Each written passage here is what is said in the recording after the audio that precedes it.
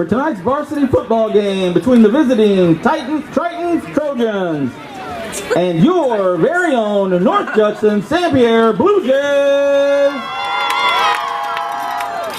Here are tonight's starting lineups, beginning first with the defensive starters for the visiting Trojans from Triton High School. At defensive end, number 75, William Smith. Defensive end, number 70, Connor Omsley. Defensive tackle, number 50, Caleb Limler. Linebacker, number 58, Andrew Parker. Linebacker, number 22, Trenton Kraft. Linebacker, number 61, Brandon Lenker. Linebacker, number 7, James Snyder. Safety, number 2, D'Angelo Shumpert. Safety, number 22, Delano Shumpert. Corner, number 9, Tye Orsund. And corner, number 6, Ethan Berry. The Trojans are coached tonight by Ron Brown. And now for the offensive starters of your very own North Judson-San Blue Jays. At split end, number 33, Chuckie Wilcox. At tight end, number 27, Nolan Scheidler. Offensive tackle, number 62, Isaac Colby. Offensive tackle, number 51, Brennan Danford. Offensive guard, number 72, Michael Clemens. Offensive guard, number 64, Josh Reed. At center, number 52, Keaton Redland. Halfback, number 40, Seth Barnett. Halfback, number 5, Fletcher Greer. Fullback, number 89, Tyler Blount. And your quarterback, number 9, Caden Peretti. The Blue Jays are coached by Ted White. It's real simple. You got 2 more quarters and that's it. Now, most of you have been playing this game for 10 years. You got 2 more quarters, and after that, most of you will never play this game again as long as you live. I want you to take a moment. And I want you to look each other in the eye. I want you to put each other in your hearts forever. Because forever is about to happen in just a few minutes. Blue Jay fans, get on your feet because here come the Blue Jays! In my heart, I put my city on the map. I'm playing with my soul, but I know I can do better. I just remember yesterday and now one college offer after all this hard work. I can tell you a lie if I said it didn't hurt. So how do I stay focused in this game called life? And do I have a fair chance when this world so shake? See, we all pay a price. I got some things on my mind, but I need to regain my focus because it's game time. Give all, leave nothing. And I gotta choose, clear eyes, full heart, I can't lose, clear eyes, full heart, can't lose, clear eyes, full heart, can't lose, clear eyes, full heart, can't lose, clear eyes, clear eyes, full heart, can't lose, clear eyes, full heart, can't lose, clear eyes, full heart, can't lose, clear eyes. Put your hand in mine. Whatever's about to happen right here in this moment of time. So let's draw a line right here in the sand. And let me say that on this very day of the day we took a stand. Cause life is more than a game, it's more than a hurt, it's more than a pain, it's more than the glory, it's more than the fame. This right here is my legacy, man, it's bigger than me, it's bigger than enough. We can lose sight in the midst of the fuss, let's slow it down and take it in. Enjoy this moment, what's the rush? That but we want more. This is what we've been waiting for. We're taking our eyes, we let our heart go. Unleash more, we want the story, we want me to delay, you want me to deny.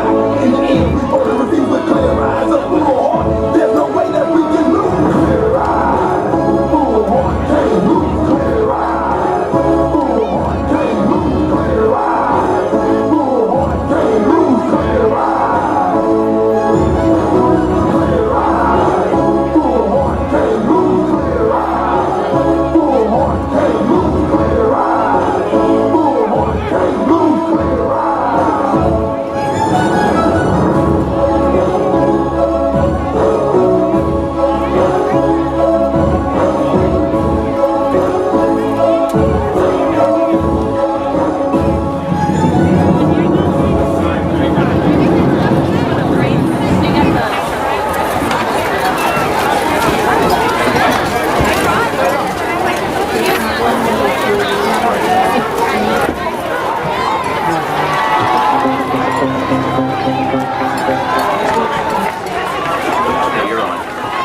Welcome, Triton Trojans fans. Andy O'Hara alongside of Ryan Limler here as we travel to North Judson-St. Pierre to take on the Blue Jays tonight.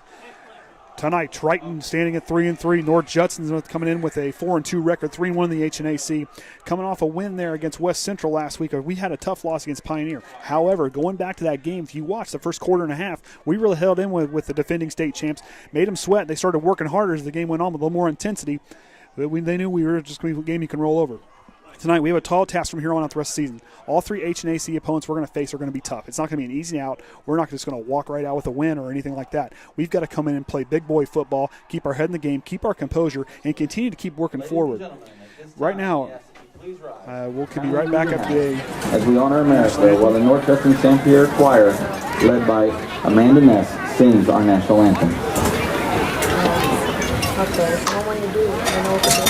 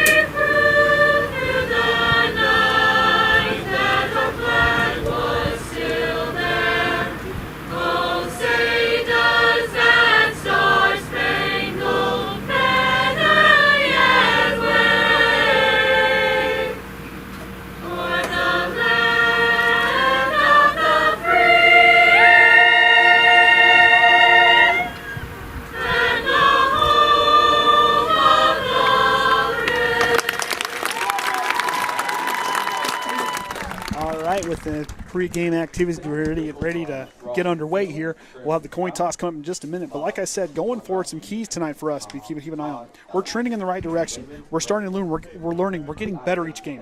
Our iron's starting to sharpen. But this team, we got to keep improving on both sides of the ball to keep ourselves contending the rest of the way out. Tonight, we need to get that offense going earlier. North Judson's allowed a total of 71 points on the season for every team they faced. And then we need to slow them down on offense because they're second HNAC in points. So, look what we've got, a tall task tonight. We're going to play big boy football. We're going to have to stand tall tonight. The seniors, the key players, are really going to have to step up and play big boy football to go up against this North Judson team on homecoming night for those guys. So they got the right momentum coming in for them, so we got to be able to counter that. Defensively, stand tall like we have. We've sharpened the iron against some teams like this season that we played this season. They run the ball well. They can move the chains. We held Pioneer. We made them sweat early in the game. We did the same thing with Bremen. We've come a long way this season. And these guys keep improving, like I said, each week. Different things they improve on. And one thing before we get going, and like you watch these guys keep going, how we play defense. We need to get going early. That little bit of spark momentum really fuels our fire. And on a cold night tonight, and it's a very tough North Judson team. Don't let the record fool you. We need to pretend. We need to play tough because these guys are a very legit football team, and then that's a team that should be a good game. We're pretty evenly matched. Don't sleep on these guys. Like I said, we've had the talent, as we've seen from last year. We build on that. Forget what our record states. Treat every game as if we're 0-0, and so are they. Treat it as if it's a win now, and win or move on, or lose and go home. Continue to stay strong mentally. Keep our composure. Don't let the penalties affect us. Don't let the things that go, turnovers, anything. We got to protect the ball tonight. We show we can hang in there and make big plays in important moments. We made some big plays in the game. Like I said, good teams make that well. Great teams make the play versus the same teams that make just the play division. This is that is a team. We are not a team. We are the team. If I was judging play together, this was not a team very top of the team. They get ready to send away back deep is going to be Delano Shumpert. And I believe that's Baxter on the other side of him. Or D'Angelo Shumpert, looks like that. I can't tell who that is over there. So here we go. North Justin's going to send it away, and we're underway here. And we're going to blow it dead.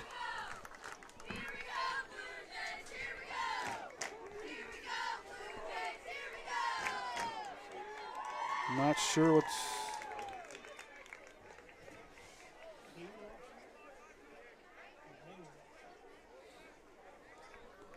So got a pin. Something happened there early on. So back deep Forrest to return. Looks like Chance Baxter and D'Angelo Shumpert. D'Angelo, if you remember, on special teams, our team is very good on special teams. Once they get that little spark going, if they get a big return to start them out, they carry that momentum on their first drive. These guys have done it all season. They can do it again here. As we await the kickoff from Seth Barnett, the senior will send it away. And we'll get things underway here at Liberty Field once he gets ready to send it off for the second try. After an offsides penalty. So we had an offsides penalty. That's going to move North Judson back to reset. It's going to be a frigid night here tonight. Supposed to be down about 49 degrees, with that north wind coming in about 14 mile an hour is going to really play effect on the passing game. They're throwing into that wind going to the north end zone. So here we go. Second attempt. Second attempt. Here we go. We'll try this again. And we're underway here at Liberty Field at North Judson St. Pierre High School. Shumpert's going to get out on the 10-yard line. Here he goes. Has a little bit of space. There's a lot of Blue Jays down in the medium. He's going to try to get away. He's going to get brought down quickly right inside the 25-yard line. About the 23 is where he'll get ready to take. Is where Snyder and company will set up shop for their first drive of the night. Throwing into the wind. So throwing against the wind now. The wind has died down a little bit from what it was doing earlier, but that cold air, that cold, crisp air, we're going to have to really be being smart. Another thing to keep an eye on. I saw him practicing earlier. He's got his pads on. Ethan Berry, the senior, is back in.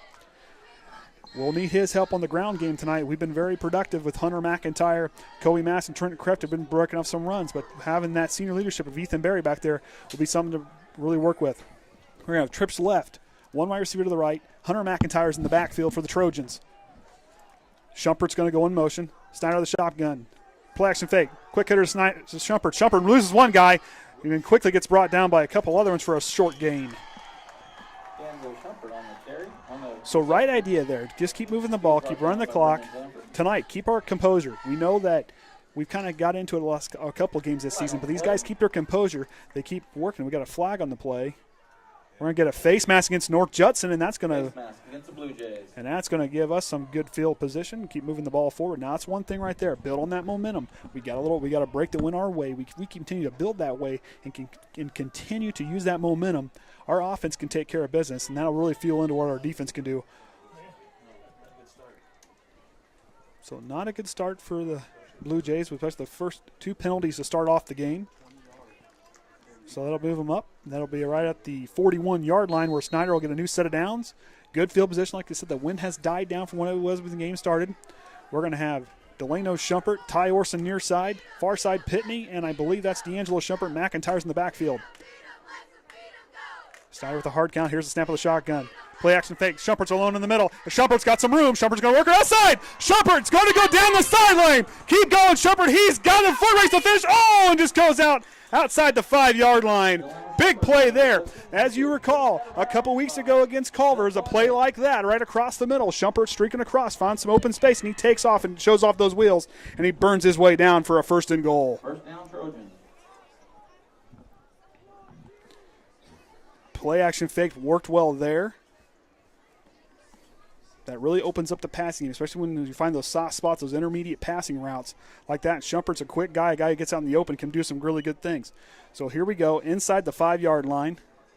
Snyder the shotgun, two wide receivers split on each side. Koby Mast in the backfield. Snyder takes the snap. He's going to keep it himself. Snyder's going to push his way in, and Snyder pushes the pile for a Triton touchdown. James Snyder on the keeper. For a Trojan touchdown.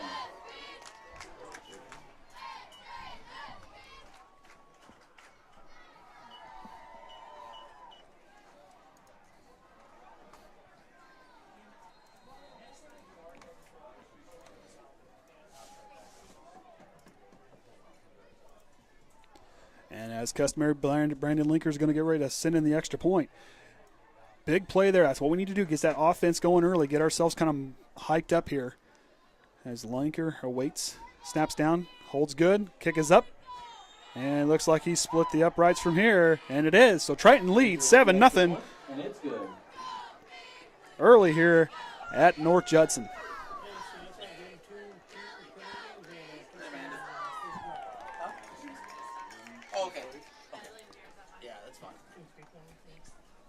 So quick. See, how many plays was that? That was what, 3 plays? I think it was 3-play drive. Well, if you count the penalty. So 3-play drive. Yeah. Shumpert was the guy that touched the ball there. Like I said, a couple weeks ago against Culver, he had the 71-yard touchdown that put us up 2 scores and eventually put away the Cavaliers. Right there with the play-action fake with Hunter McIntyre really getting things going on the ground for that for the sophomore. Has done a real good job. And now it's going to open up the passing game. And with the wind dying down, this team definitely going against a really good team in Pioneer last week. And watch how these guys played, how they played, how they competed. I'm real proud of how these guys do. When they played against Bremen, they kept with both teams 6-0. They held with both teams that were 6-0 and continue to fight hard and done a really good job facing those teams. If they can continue to do that here, focus what they've learned, build on what they've learned, this team could be very dangerous going into sectionals. So here we go. Lenker's going to kick back deep to return. We got a few of them. A few Blue Jays back there. Chuckie Wilcox, a guy you'll be hearing his name called quite a bit tonight. Pretty good offensive and defensive weapon for the Blue Jays.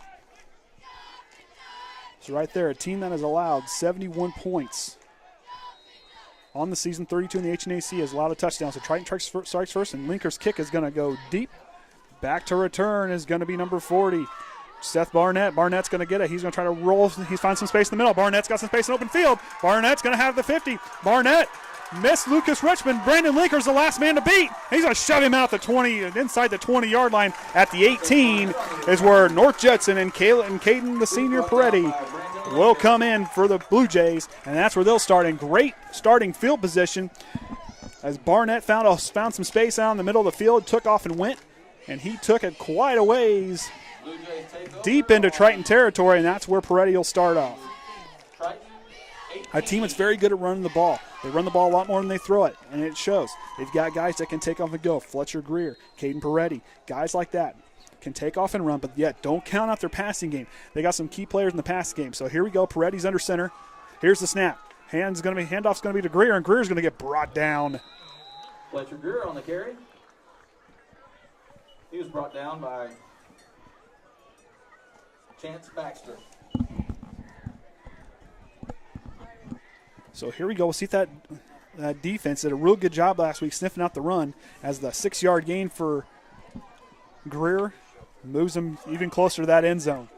Greer, Wilcox in the backfield. Peretti under center. Here's the snap. Triton showing blitz. Wilcox has it. Wilcox trying to find some space on the outside, and big Connor Ousley's going to get there and bring him down. Chuckie Wilcox on the carry. Connor Ousley and a whole host there on the right side of the line brought down Chuckie Wilcox, and that's going to bring up 3rd down and short. Brings up 3rd and 3. So a gain of 1 on the play. Triton standing tall here. Be very big for us going forward. This team, when it comes down to those 3rd down and 4th downs, this team really steps up. Does a really good job stopping the conversion. Ready back on the center. Here's the snap. Wilcox has got it. He's got some space outside. Not enough for a 1st down. I think Fletcher Greer on the carry. He's brought down by James Snyder. from the sideline. 1st down. So here's the chance. And that brings up a Blue Jay 1st down.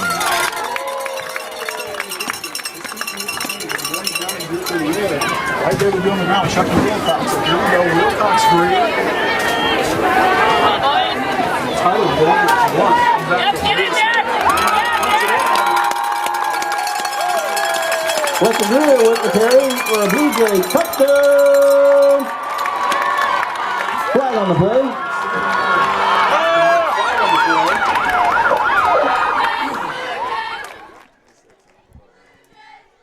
Wait to see what's going on. Got some dirty laundry on the field. Looks like it's going to be... We lost internet, but I'm recording. Okay, that works too.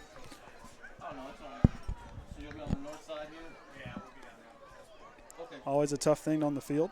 So it's going to be a foul against North Judson. And take those. Unsportsmanlike conduct on the Blue Jays. So, Touchdown is good. so touchdown will still be good, though. They'll ensue the penalty yards on the kickoff. Barnett's going to get ready to send it in for their point for touchdown after the Greer 7-yard touchdown run. Kick is nope. Then the bobble. Bad snap, and Triton's going to bring him down right there, and that's going to hold him to 6 points. Triton still leads by a point. 3 quick penalties on the Blue Jays. An unsportsmanlike conduct will be enforced here on the kickoff.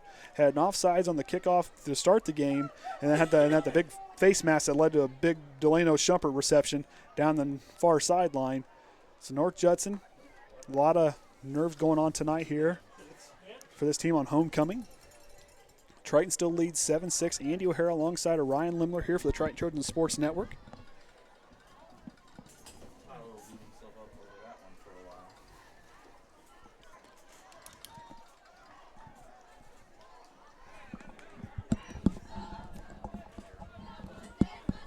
No internet.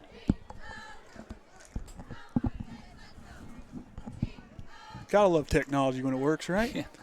We're looking good. It's all right. We'll make her work. Delano Shumpert and Chance Baxter back to receive for the Trojans as they await the Barnett kick. With the great field position, the team really moved the chains well to punch it in there to try to close in the gap. So big thing for here. Okay, they scored right now. We go back out. We do what we did best there. Really run our style of that spread offense. Go up over top. Play our style of offense and really make these guys work. So we got Orsund, Mast. I believe that's Bo Snyder out there. Here in the short field. They're going to move him up as they wait Barnett's kick. Barnett's going to send it away. Low line drive kick. Going to go to Delano Shumpert inside the 25-yard line. Shumpert now starting off slow. Gets ready to kick on the Jetson. There he goes. He's going to get met quickly and going to get brought down around the 44, 45-yard line, looks like. And that's where Bo Snyder and company, who went 3 plays last time, punched it in. See if they can do it again here. That spread offense was working well. They find that when you find those guys like Delano Shumpert, D'Angelo, Tye Orsund, those guys that find some open space, those guys can really do a lot of good things with the football. And I said earlier, keep an eye. Ethan Berry had the pads on. He may be live tonight. The senior may get his first action of the season. So here we go. Connor Pitney out with Delano Shumpert in the slot right. D'Angelo Shumpert on the near side with Tye Orsund. In the backfield, looks like we got Koby Mast with Snyder, who gets ready for the snap. Here's the snap of the shotgun. Handoff's going to be fake handoff to Ethan Berry. And Snyder's going to get popped quickly, and he might have just lost a half a yard, maybe a yard there. Hangs on to it. Ethan Berry making his first appearance of the season. So no gain on the play. That'll be 2nd and 10 from their own 45-yard line.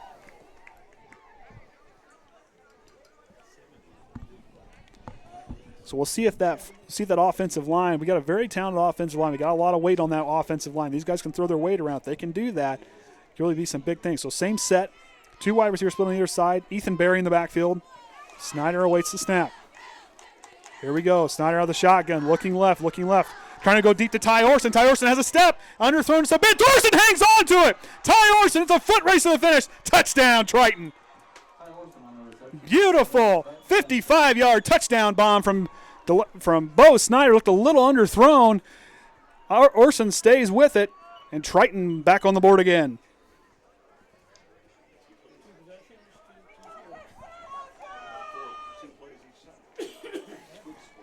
So 2 quick scores for the Trojans. That's the style of offense we need to do. We need to get that offense going, get that momentum building, and that defense will come in with that, and that'll really keep the team's momentum going forward throughout the game. Like I said, North Judson's no slouch. They came right down and answered last time. We may be in for a good one, if anything, in here in the first 8 minutes and 27 seconds. Look, as we await Lenker's kick, snaps down, holds good, kicks up, and it looks like he split the uprights there. Brandon Lenker with another one. So Triton now leading 14-6 over the Blue Jays here at the 8-minute and 27 mark of the first quarter.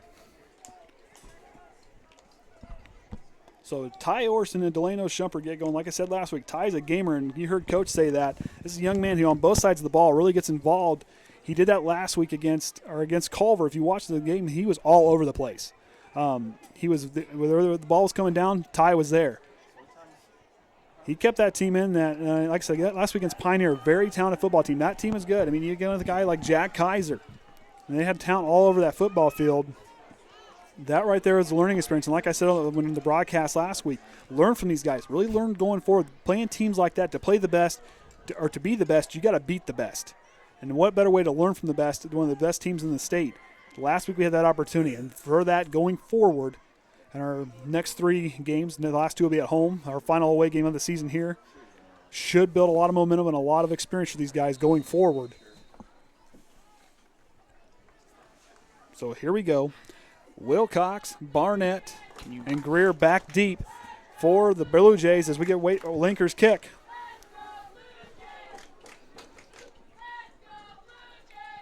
So here we go, Brandon Lenker. The senior gets ready to send it away. Wilcox, Greer, and Barnett. Remember the last time Barnett got it, he ran it all the way up deep into the 28-yard line. So we wait.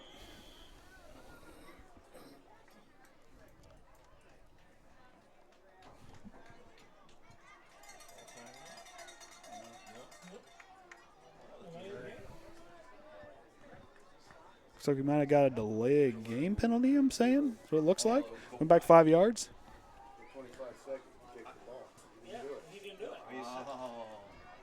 So first penalty on Triton, a delay of game on the kickoff.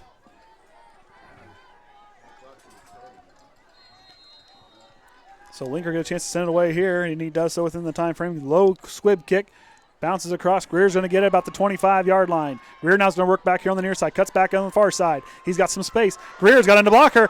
Lose one guy, and it takes. But it takes a few tries to bring him down before he gets to the 50-yard line.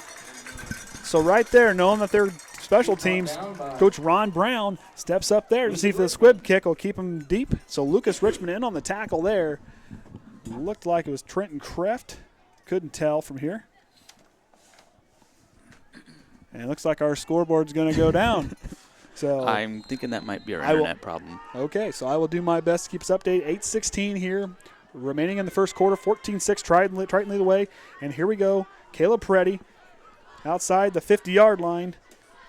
Pitch is going to be to Wilcox left. Wilcox now going to find some blockers. He's going to find his way in. Big Connor Ousley's going to lead the pile to bring him down for the short gain. Wilcox on the carry, brought down by Connor Ousley. Big Connor Ousley. He's been active tonight on that defensive line. Running guys down from behind. The senior is ready to go.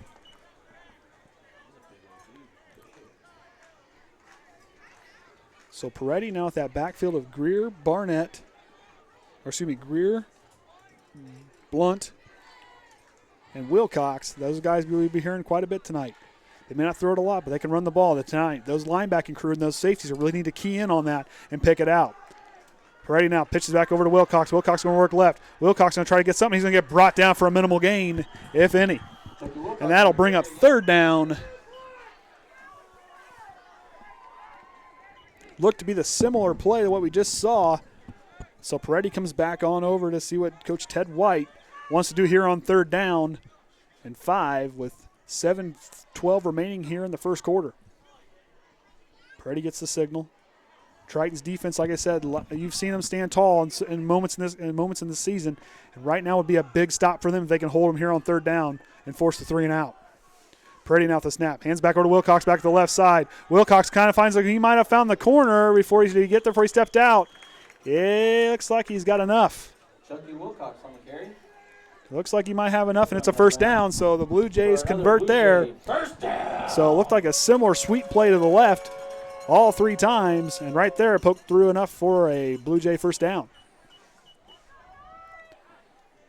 So see what Ron Brown's defense can do here if they can stand tall and slow down this Blue Jays offensive attack here as Peretti will now get to work on the 40-yard line of Triton.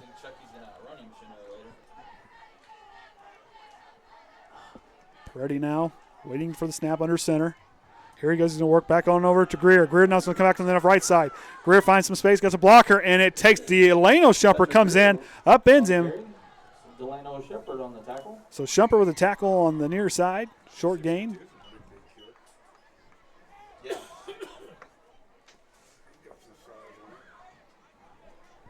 So here we go. Second down and 8. 6 minutes remaining here in the first quarter. As Peretti now comes back to line. Of course, North Judson in their home blues with gold pants, gold helmets. Triton in our away whites, blue helmet, and black pants. Here's the snap. Hands on up. And Peretti's going to keep it. Peretti stiff arm pushes himself off of the player and keeps on moving forward with the momentum. Reached out and used the stiff arm to propel himself off the Trojan defender. And that'll be another Blue Jay first down. He's brought down by Connor Ousley.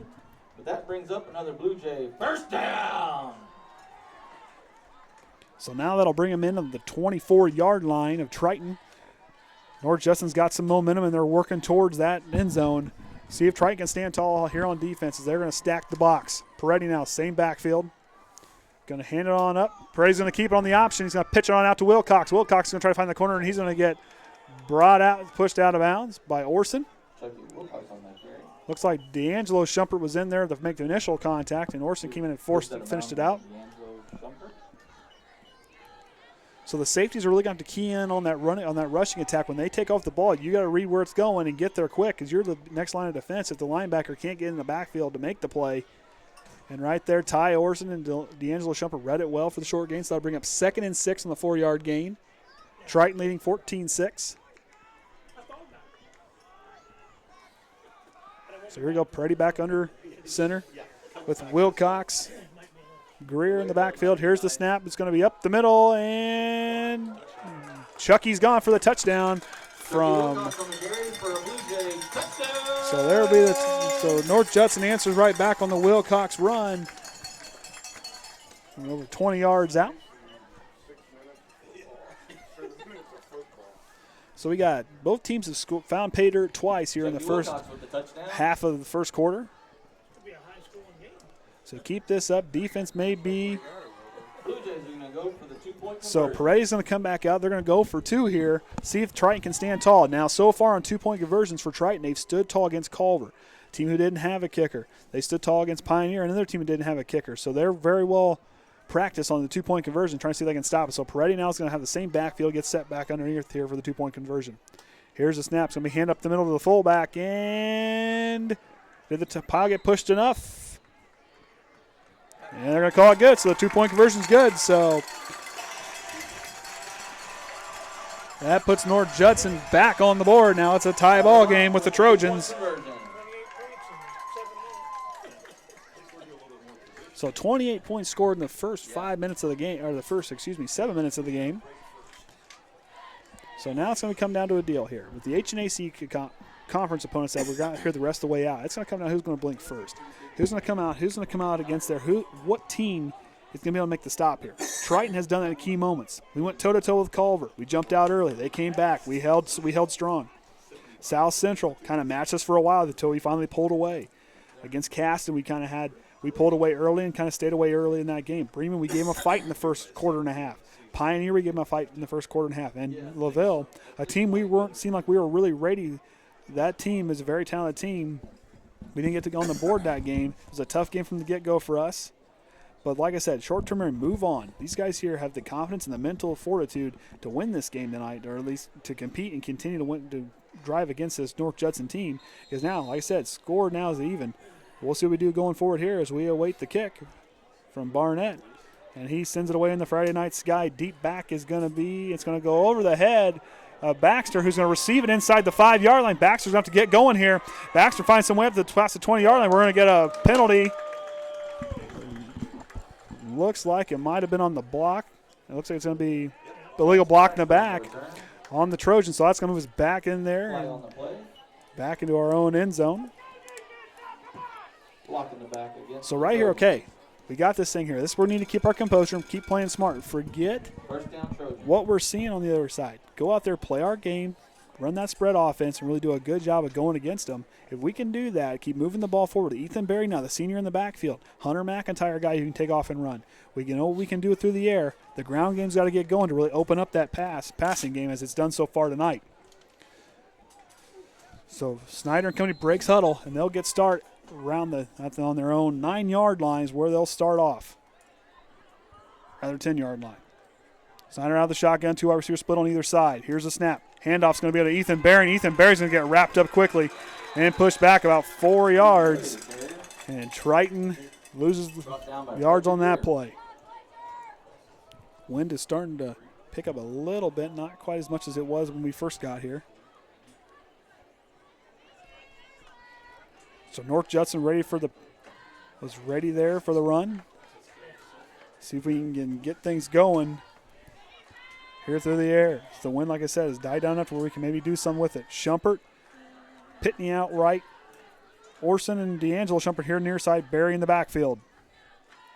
Snap by Snyder. He's going to be looking left, looking across the middle. Looks for Orsund. Overshoots him kind of a back shoulder throw. Incomplete. And that'll bring up 3rd down and 12 with 4:26 remaining here in the first quarter. So we'll see what they can do here, as that doesn't give Baxter a lot of field to send it away. So if they can try to get a first down and move the chains here, look for your quick hitters. Look for the open middle parts of the field. Find those soft spots in the zone. See where they're kind of creeping up at. This is where you need to go down and answer, because we can't let them keep scoring on offense. We're going to have to stand tall here and make a big play on offense. Snyder calling out. He's going to run 3 wide receivers to the right. Shumpert, Pitney, and Delano. Shumpert's going to be in the slot.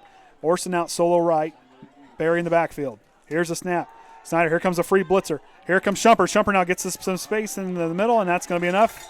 They're going to get a little bit, but not enough for a first down, so that'll bring up 4th down. And that's going to send Chance Baxter and then the punt team out to send it away for the first punt of the evening for either team. He's brought down by Nolan Scheidler.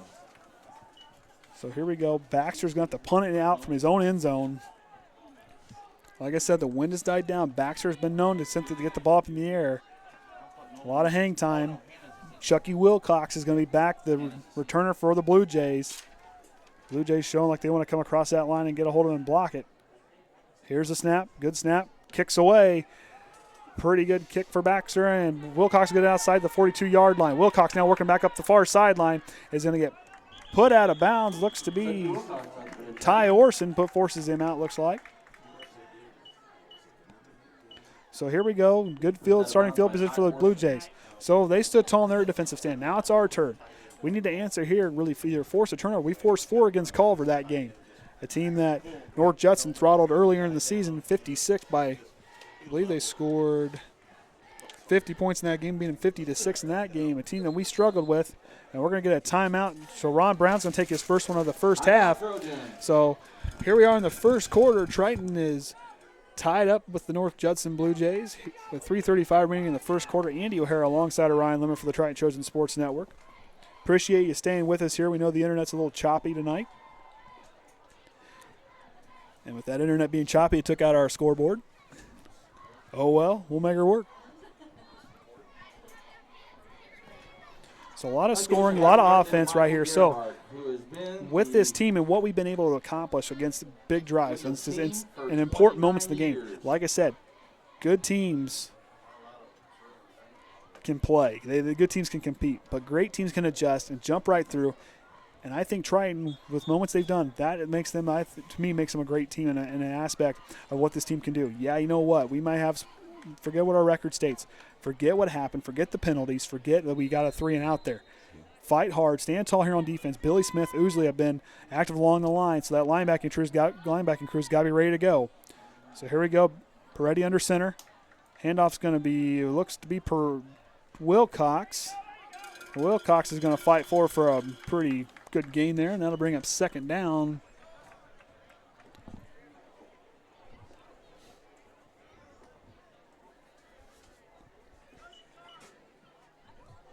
That'll bring up 2nd and 5 for the Blue Jays. And the 5-yard carry there by Wilcox. And now it's going to get him started around the 23-yard lines where he'll set up shop now for 2nd down.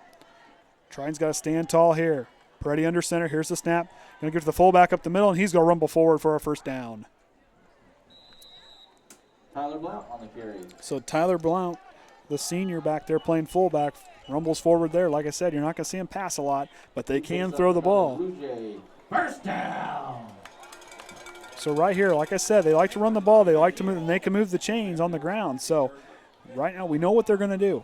We need to stand up, push them backwards, do something to throw them off, force a turnover, stop them here on this series here. It would be big for us right now. We need that big momentum boost right now. We can't fall too far behind. Peretti's not going to set up, reset. He's going to change the protection. Here's a snap. Hands off to Greer. Greer's going to find some space. Greer's going to fall forward, and he carries a pile with him. That's a big 1st down carry for the Blue Jays. Fletcher Greer on the carry. As he gets almost to that 10-yard line, and that's where they'll set up shop. So He picked up 6 on the play. So 2nd and 4, just outside 2 minutes remaining here in the first quarter. Score is knotted up at 14. The Blue Jays are driving, so now the Trojans just need to fight like we know we can fight and do. We need to get ready to come right in there and stop that run. Here's the snap. And Wilcox has it. Wilcox is jumping around. Wilcox is still on his feet. Wilcox is going to fall. It looks like it's going to be enough for a first down. Brought down by a host of Trojans. And he picks up another Blue Jay. So it'll be first and goal from the 4-yard line, the 3-yard line rather. Is where they'll set up shop in around 4:40 remaining here in the first quarter. Peretti gets the signal from the coach. And he'll come back on the field. Like I said, this is a team. Don't count them out. 3-1 in the IHSAA. The only team they've lost to has been Knox, and that was by a touchdown. It's a team we'll be facing next week who's playing Pioneer tonight. Same backfield. Wilcox, Blount, and Greer. Peretti waits under center. Here's the snap. Peretti's going to keep himself, and Andrew Parker's going to sniff out the run and bring him down. Andrew Parker read that one like a book and jumped right through. Read the read option play and brings down Peretti.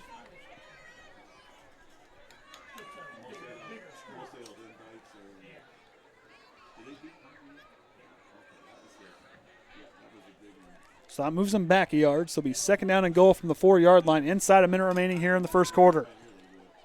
Peretti now from their Triton 4-yard line. Here we go. Peretti's going to hand it off to Greer, and Greer's going to try to push the pound. He's going to get stopped by that Trojan wall for a short gain, maybe a yard or two, as the clock's running here. So a yard on the play. So now we're at third down and goal inside the 5-yard line. Triton can stand tall here as we're now inside 30 seconds in the first quarter. We'll see if we get one more play here, possibly off before. And then they're going to let the clock run out. So that's going to be the end of the first quarter here in about 15 seconds. Unless they call a timeout. But judging by what we're seeing here, they're going to let the clock run out. And that's going to be the end of the first quarter with Triton and North Judson deadlocked at 14. A lot of offense here early on. And I think we're going to be in for a good one if this offensive output keeps put up. But right now, like I said, Triton needs to stand tall down here on the goal line stand. So win now is going to be to their backs the next couple quarters. We'd like to direct your attention to the north side of the field. We'd like to welcome back the classes of 1978 and 1998 as they celebrate their 40th and 20th reunion. So right there, for Triton had two 3-play drives, both totaling ended up in touchdowns, and won the 7-yard punch in after the deep Delano Shumpert takeoff and run. Bo Snyder popped in there for points there. Then you had North Judson answered right back with a Greer run in of his own from 6 yards out. Then Triton gets the ball back, goes right back down, and Snyder aired it out to wide open Tye Orsund. Got a step on the guy, took off and ran in for the 55-yard touchdown pass. And that took them up 14-6. And then Wilcox from about 22 yards out runs in the score. And then the 2-point conversion punch in by Greer knotted it back up at 14. And that's where we'll get started at third down and goal from the Triton 3-yard line. Defense has got to stand tall here.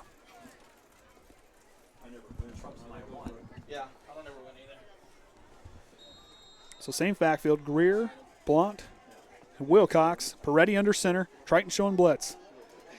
Wilcox is going to get up the left side. Wilcox is going to find his way in for a 3-yard touchdown. So North Judson back on the board yet again.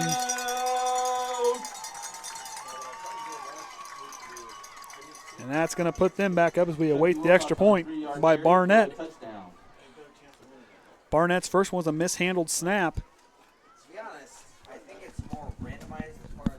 So we'll see what he can do here on his second attempt, as they now go up a score on the Trojans. I hope so. If I win, I'll give it all back to you. So Barnett now waiting. Kicks down, snaps down, and we got a flag on the play. Kicks waved off. And we wait. Flag on the play. We're in encroachment on the Trojans. Encroachment on the Trojans. So both teams now totaling 3 penalties on the night. half the distance to the goal line. So half the distance to the goal line. And they'll get another shot here. So now they're going to send Peretti back out. So they're going to go for 2. They're going to send Chuckie Wilcox back off. So that means you're going to be looking for Greer, Peretti, or Blount to run it in. Don't count out Jager Boyd, or Yager Boyd, however you say his name, Boyd there. He's in the backfield and Greer's normal slot, so look for him to punch up and run right up the middle. Snaps me to Greer. Greer's going to find his way in, and Greer's going to punch it in for the 2-point conversion. That's now going to bring our score 22-14 after the 2-point conversion has been converted. So we're trailing now at this point. Right now we need to continue to play our stuff. We know we can move the ball on it. We proved that twice. However, we on the penalty off the kickoff in the very short yards that we got, really kind of played into why we moved back the way we did. Now, going forward, we need to be able to move the ball now. We got the wind to our back where it was blown in early hard from the north end zone. There's a little bit of a breeze, but Bo Snyder can air it out. So they're going to have to really get that running game going, get McIntyre, get them going. So we'll see what the Trojans can do here. So with the research I done, this should be a pretty good game. If you go off the stat line, both teams kind of sitting there. As we await Barnett's kick. Looks like Baxter and D'Angelo Shumpert back to receive for the Trojans as they await the kick. And here we go. Back deep. Baxter's going to return at the 10-yard line. Here we go. Baxter's got some space. He's going to try to take it off and get some wheels going. He's going to fall forward about to almost to the 30-yard line. Made us past it there on the 20-yard scamper. So we'll see what Snyder and company can do here now on their fourth drive. 2 of the first 3 drives they've had have ended in points. The last one ended in a punt. So they'll get started on the 31-yard line, 1st and 10. And we get ready for the second offensive snap of the second quarter. So here we go. Orsund's going to be out left. Ethan Berry's going to shift out with him in the backfield. Or never mind, we're going to run trips right. So Berry, I can't tell if that's Atkins. And I believe that's Shumpert here on the near side. Mast in the backfield. Or Shumpert. Now he's going to pinch over to Delano Shumpert. To Shumpert in the backfield. Shumpert's got some space. He's going to fall forward for a big first down run. Now, the guy with the speed like that and kind of the guy who can get out in open space, you usually watch in these college games and pro football games where you get your running back is usually get him in space. You want to get that guy in space, give him the ball and take off and go. Well, Shumpert plays wide out, but he's a guy you can utilize anywhere. He's like that Swiss Army knife. You can use him anywhere you want to use him, and the young man's going to handle his job and do his job to the highest ability. So Pitney and D'Angelo Shumpert and Delano will be here on the trips right. Ethan Berry in the backfield. Orsund solo left. As Snyder takes the snap, and Ethan Berry, the senior, trying to hop his way around. He maybe got back to the line of scrimmage, maybe a half a yard on the gain. So that'll bring up 3rd down and short. They might have.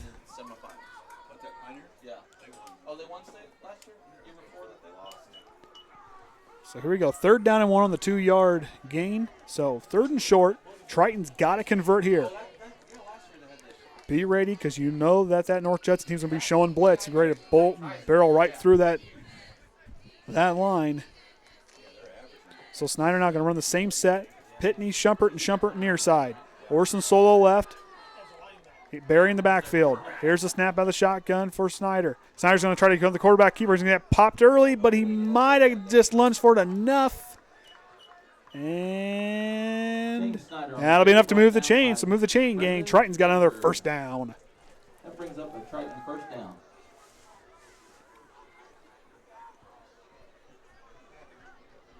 So Brandon Lenker has been shifted out to tackle. We saw that last week.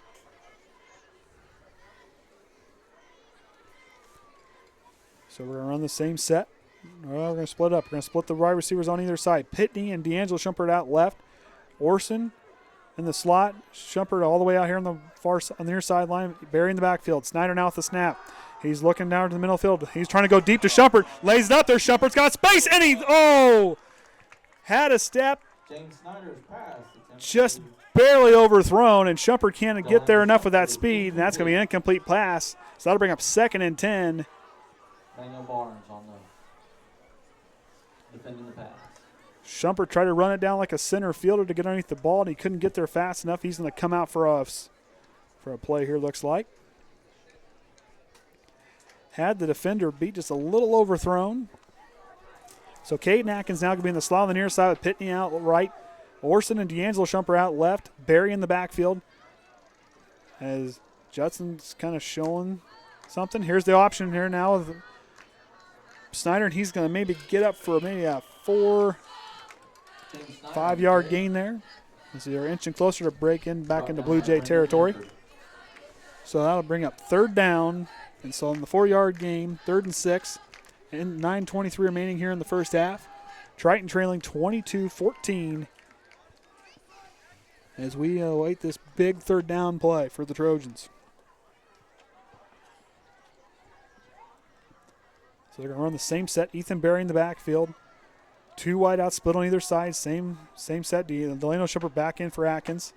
Snyder takes the snap, waits for the snap out of the shotgun. Here we go.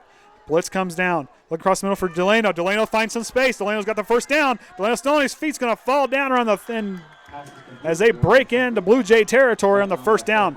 Keep moving the chains. Let that clock run. We know we can answer on offense. Right now we need to do that.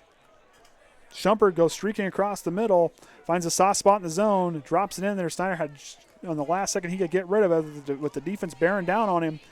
Gets it in. Triton moves the chains yet again. Caden Atkins is going to check in for the Trojans at wide out. He's going to split out right with Shumpert in the slot, Delano on the far side in the slot, and I believe that's Orsund out solo left, or out on the far left side. As Shumpert's here on the near side. We're going to get a penalty here. Might be. Flag on the play. Might be a penalty here on the Trojans.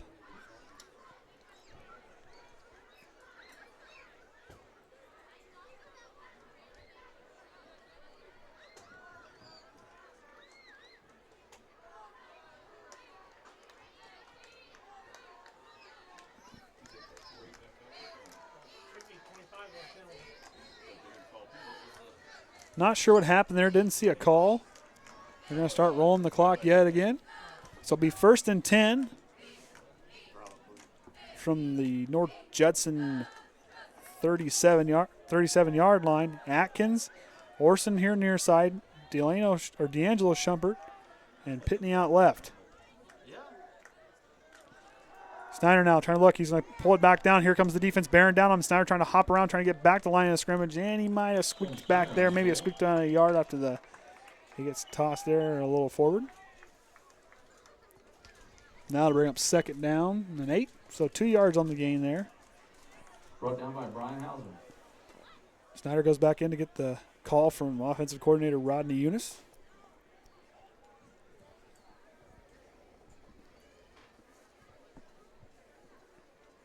So as we await the snap here. As the Trojans now, they're letting the clock run down. 10 seconds on the play clock. They might be waiting to call a timeout here with 7:20 remaining here in the first half. So they're going to break out. They got 5 seconds to get going. Snyder's going to wait, and they're going to call a timeout. So what they wanted to do is run a little bit, reset. Timeout Trojans. So Ron Brown and company is going to take their 2nd timeout of the first half. 1 remaining, 7:15 remaining here in the first half. Triton trailing by 8 to the Blue Jays, 22-14. As like I said, they're now 2nd down and 8 Blue Jays travel from the to 41-yard next line. Friday night, October the 5th, or excuse me, the 36-yard line. They start at the 38. So 2 yards on the game from Snyder. Our FFA So group we'll wait the snap is down there for the selling timeout. 50/50 tickets. Be North sure to Judson get came right yours. down, scoring on all 3 of their $1 drives. each Special or teams really 6 playing a for big part in their $5. moving the The ball. winner will be drawn after Wilcox the has been third running wild quarter. so far tonight.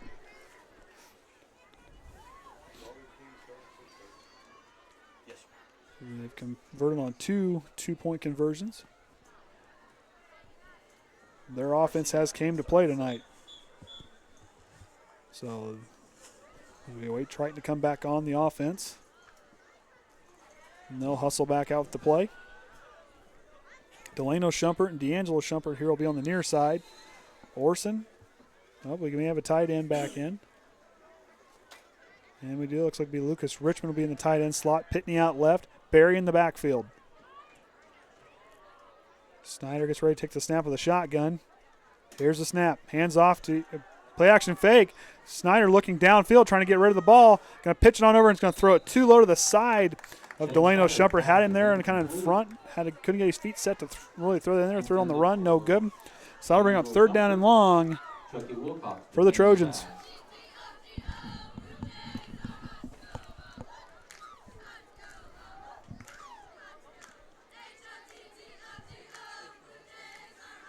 So the wind's starting to pick up a little bit coming out of the north end zone. The flag's starting to blow a little bit more.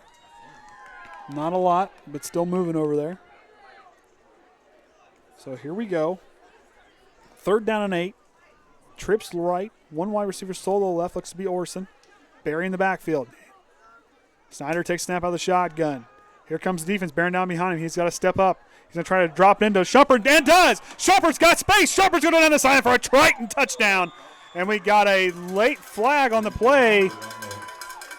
For now, the touchdown stands, but they're waiting. There's some deliberating going with Tye Orsund, the official.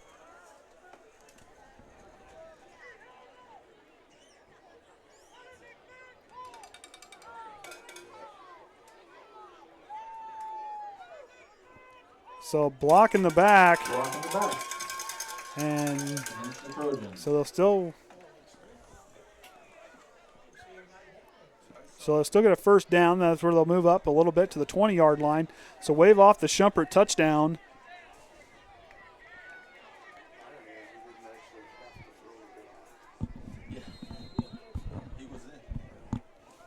So not sure there. Looked like it should have been maybe the touchdown. We're not sure because it looked like he was there after they threw the flag. But either way, the touchdown's waved off the board. And now we got 1st and 10 from the Blue Jay 20-yard line. 3 wide receivers split out left. Orsund solo right. McIntyre looks or Barry in the backfield. Snyder's going to keep on the quarterback keeper. He's going to try to push the pile. Snyder lowers his shoulder, drives forward for a pretty good gain on first down. James Snyder on the carry, brought down by Brendan Danforth. Snyder's finding a lot of space in that left side of the line. Ousley and Rolston really open up that left side of the line.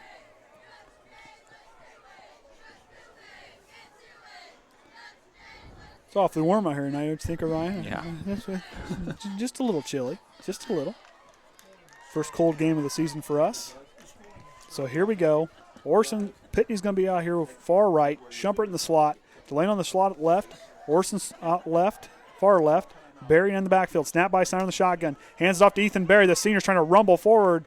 And it's going to be a modest gain, but it looks like not enough for a first down.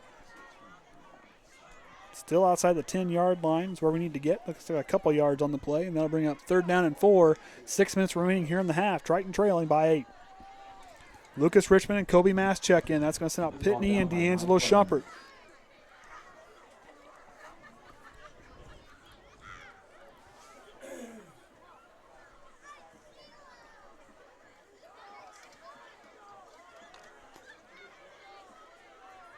So here we go. Snyder now. 2 backs in the backfield. Mast and Barry. Richmond the tight end left. Orsund and Delano Shumpert out right. Here's a snap by Snyder. Hands it off to Barry. Ethan Barry rumbling forward. Ethan Barry. He's got a touchdown from looks to be about 13 yards out. And Ethan Barry, the senior, in his first action on the season, punches it in there, and Triton back on the board.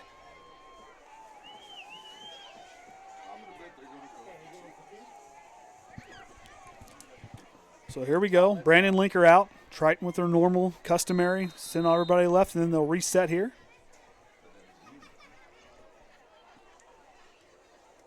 They're going to set. So Brandon Lenker out. See if we can drop in the extra point and narrow the gap. Snyder snaps down. Snaps good. And Lenker gets it up as the team comes barreling down, and it's good. And the extra point is good. So Triton now trailing 1. Back in it here. With 5 minutes and 20 seconds remaining here in the first half. 22-21. North Judson leads by a point. If it's any consolation what this game's been so far, it could be a very interesting second half, or very interesting game from here on out. So Triton 3 for 4 on their drives, finding pay dirt. North Judson 3 of 3. They tried the low squib kick last time. Still got picked up and got a pretty decent gain.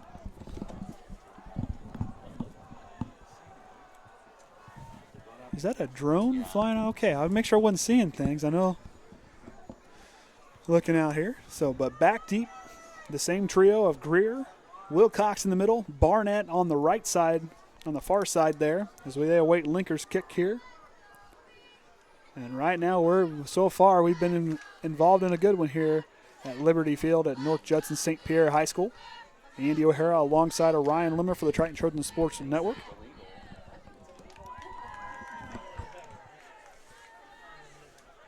I always wondered that watching NFL and college games, how they get the camera up there, but these guys boot the ball as high as they do.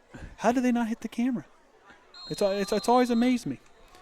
They're just asking for that drone to get hit. So here we go. The kick by Lenker's a nice high kick. Wilcox is going to be inside the 5-yard line at the 4 to take off, and he's going to get met quickly. Oh, no. He breaks free of the right near sideline. He's going to stiff arm a guy, still in bounds, and he's going to wait for Brandon Lenker. Brandon Lenker's going to try to push him out, and he steps out in Trojan territory at the 41-yard line. Special teams is working well tonight for the Blue Jays, and they'll take a setup shot yet again in Trojan territory, as they've showed 2 trips tonight that they've done well on that side of the 50. So this, ready to see what they can do with 5 minutes and some change left here in the first half. Well, we got some flags on the play, a couple of them. We're going to get a block in the back on the Blue Jays. And unsportsmanlike conduct on the Blue Jays, and that's going to move them back into their own territory. A lot of penalty flags coming from both teams tonight. So that's going to move them back in. Just unsportsmanlike conduct on the Blue Jays, so that's going to put them back to the 42-yard line of their own, back in their own territory. But it's going to move them back even further after the unsportsmanlike conduct. That's going to move them inside the 30. And the officials keep walking. And I believe they're going to start back on their own 32-yard lines where they'll set up shop for Peretti and company with that 3-headed monster in the backfield of Greer, Blount, and Wilcox. See what they can do here. 5 minutes and some change remaining in the first half. Peretti under center. Peretti now hands back off to Greer on the right side. Greer's going to try to find some space, finds a little window, and gets through it for a pretty good first down run. That's one thing I will say I really appreciate about their offensive line is they really open up the lane for the runners. This is a team that runs the ball very effectively. Greer and Wilcox, the 2 guys to keep an eye on that take off and can take off and go. They've shown that so far tonight. Triton's got to stand tall here and make a big stop before halftime so they can get the ball back. Under 5 minutes remaining here. Peretti now with the snap. Hands to Wilcox. Wilcox is going to try to come to the near sideline. It's going to take, looks like Parker, and I believe that, can't tell who that is. That's Trenton Kreft now. Those two guys in on the tackle. So that'll bring up 3rd down and 1 yard. 4 minutes and 14 seconds remaining. Peretti back under center. Peretti's going to try the QB sneak, and he's going to fall forward, I believe, enough for a first down. And it looks to be. So first down. The Blue Jays moving the chains. This is the team that's done well tonight. Hasn't thrown the ball yet, but yet they're moving chains very effectively, not by penalties. They're moving chains by running the ball and forcing it, willing themselves across to move the chains. So Peretti back now. Under center. Hands it off to the keeps frozen belly. Going to pitch it back up. Fumble. And who's going to come away with it? Looks like North Judson might have got back on top before it went out of bounds. Triton forced 4 against Culver. The thing they've been very good at this season, forcing fumbles. And I believe North Judson fell back on top of it, so very lucky break there.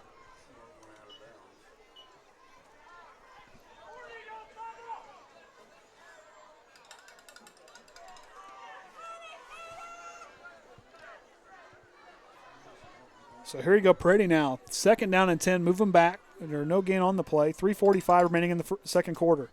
Hand off to Greer. Greer's going to try to find some space and trying to work himself back forward, and he picks up quite a few yards there. So that'll bring up 3rd down. is brought down by Tye Orsund. So 3rd and 5. 3rd manageable, you'll hear a lot of people say. So here we go. 3:23 remaining in the first half. Peretti gets the call. He's coming back in, relays it to his fellow Blue Jays. And they'll come to line. Peretti now going to work out of the shotgun. 2 wide receivers split on either side of him. 1 back in the backfield. Peretti takes the snap. Going to hand it off to Greer. Greer's going to speed forward, and he's going to have enough for a first down. Judging by and he does. So the Blue Jays working out of the shotgun there. Welded for another first down. And they just keep moving the chains. 3 minutes remaining here in the first half. They're driving. If Triton can stand tall here, do what they do best, either force a turnover or do what they can to really stop them, we need a big stop here. 2 backs, a lot of speed on the field. Greer's going to get it. He's going to fall down if he takes off, tripped up. Fletcher Greer on the carry. Got his feet kind of carried up underneath him. He might have lost a yard, might have got back to the line of scrimmage. Yeah, that'll bring up 2nd down and long. So looks like he might have went. So it might have been no gain on the play. So that'll be 2nd down and 10 from the Blue Jay 48.5-yard line. Peretti now back out of the shotgun. Keeps it himself. Peretti's going to try to fall forward. And that's going to be Trenton Kreft. We got a late flag coming in. Flag on the play. Trenton Kreft stopped him cold in his tracks.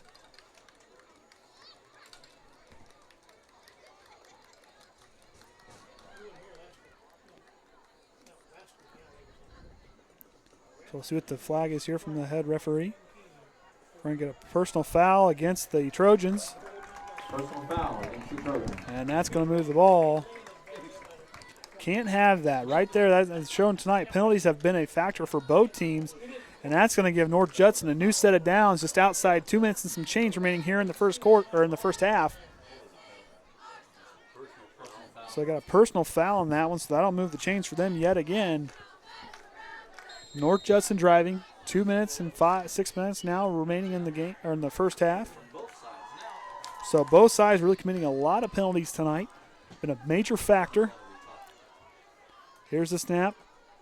And Peretti's going to keep it, and he's going to try to find some space. And he gets 4 for a big gain, 8-9 yards on the carry. Maybe 7. Brought down by a group of Trojans.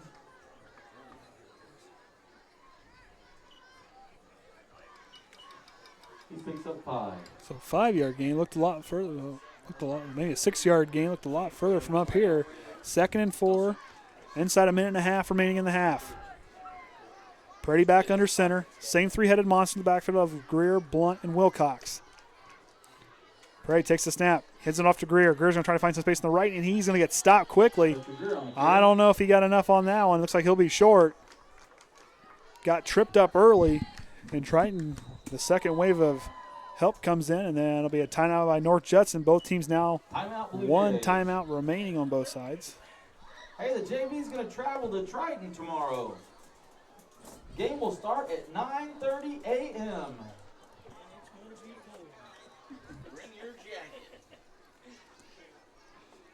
So going forward, Triton had a pretty good offensive set going on. Scored there on that last one to kind of bring them back in. They will not receive the second half kickoff. North Judson will. So right here would be a big for those guys to really step up. And make a stop here before they go into halftime. They need that momentum going forward. Ethan Berry has been effective kind of going up the middle as he scored on the last touchdown for the Trojans.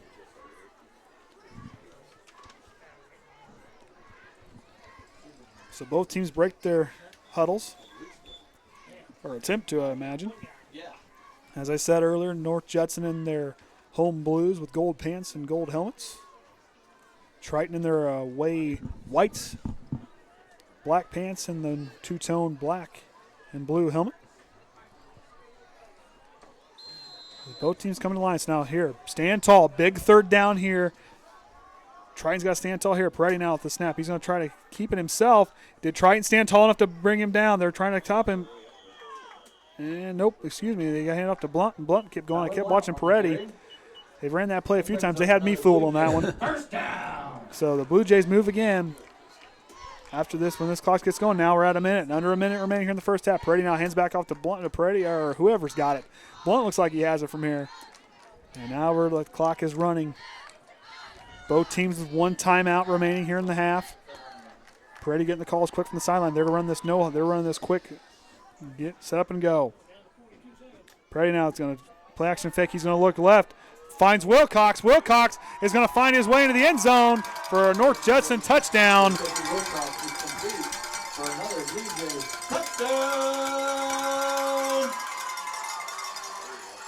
So Chuckie Wilcox has got 2, now 3 on the season.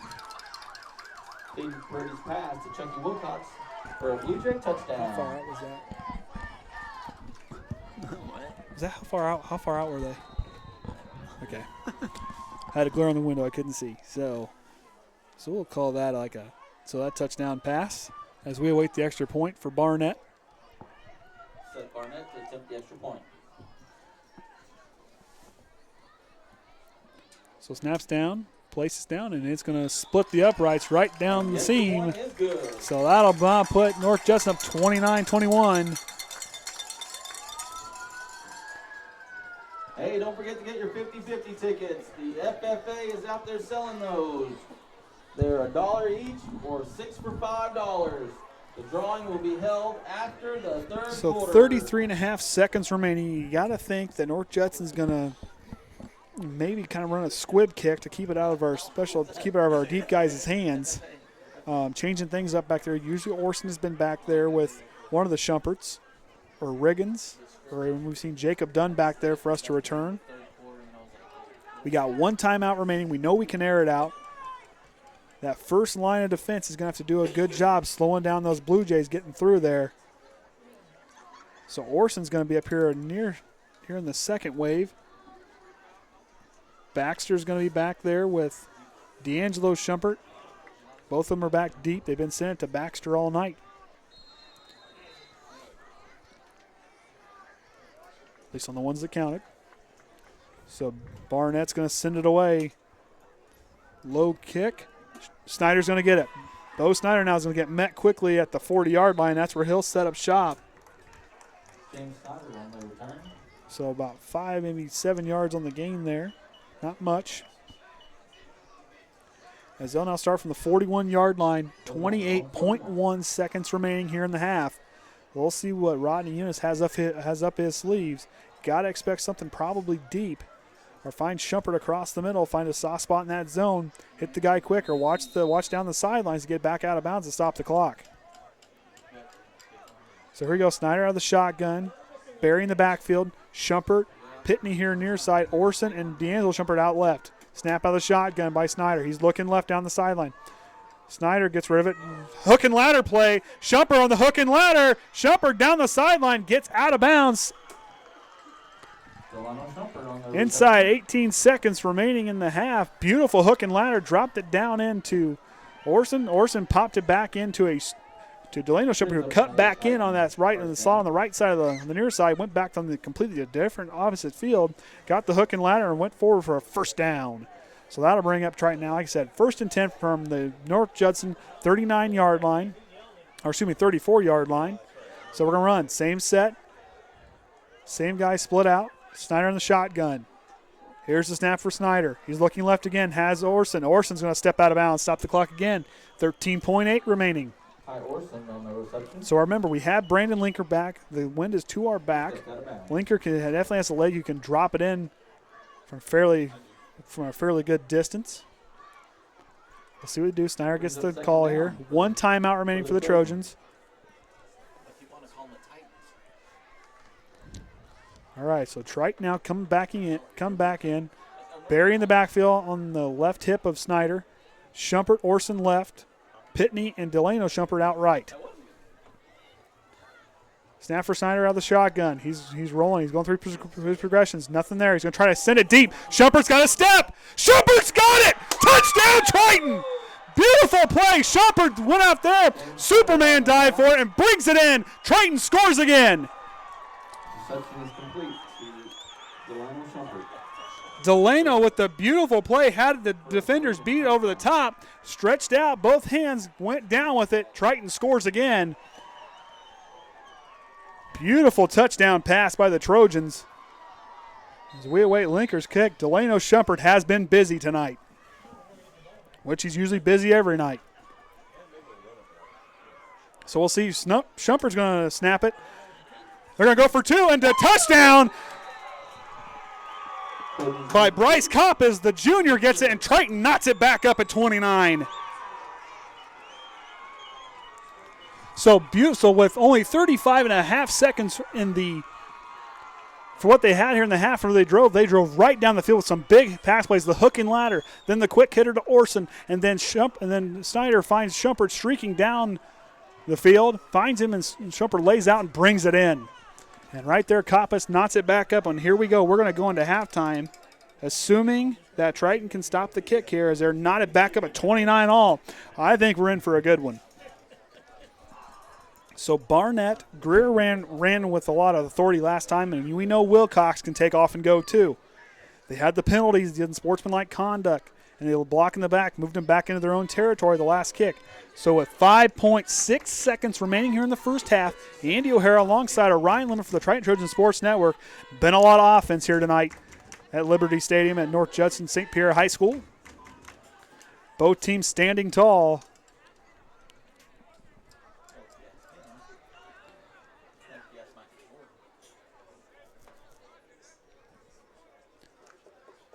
So Shumpert makes his way back out for the kickoff team. You got to believe they're going to send a low kick here.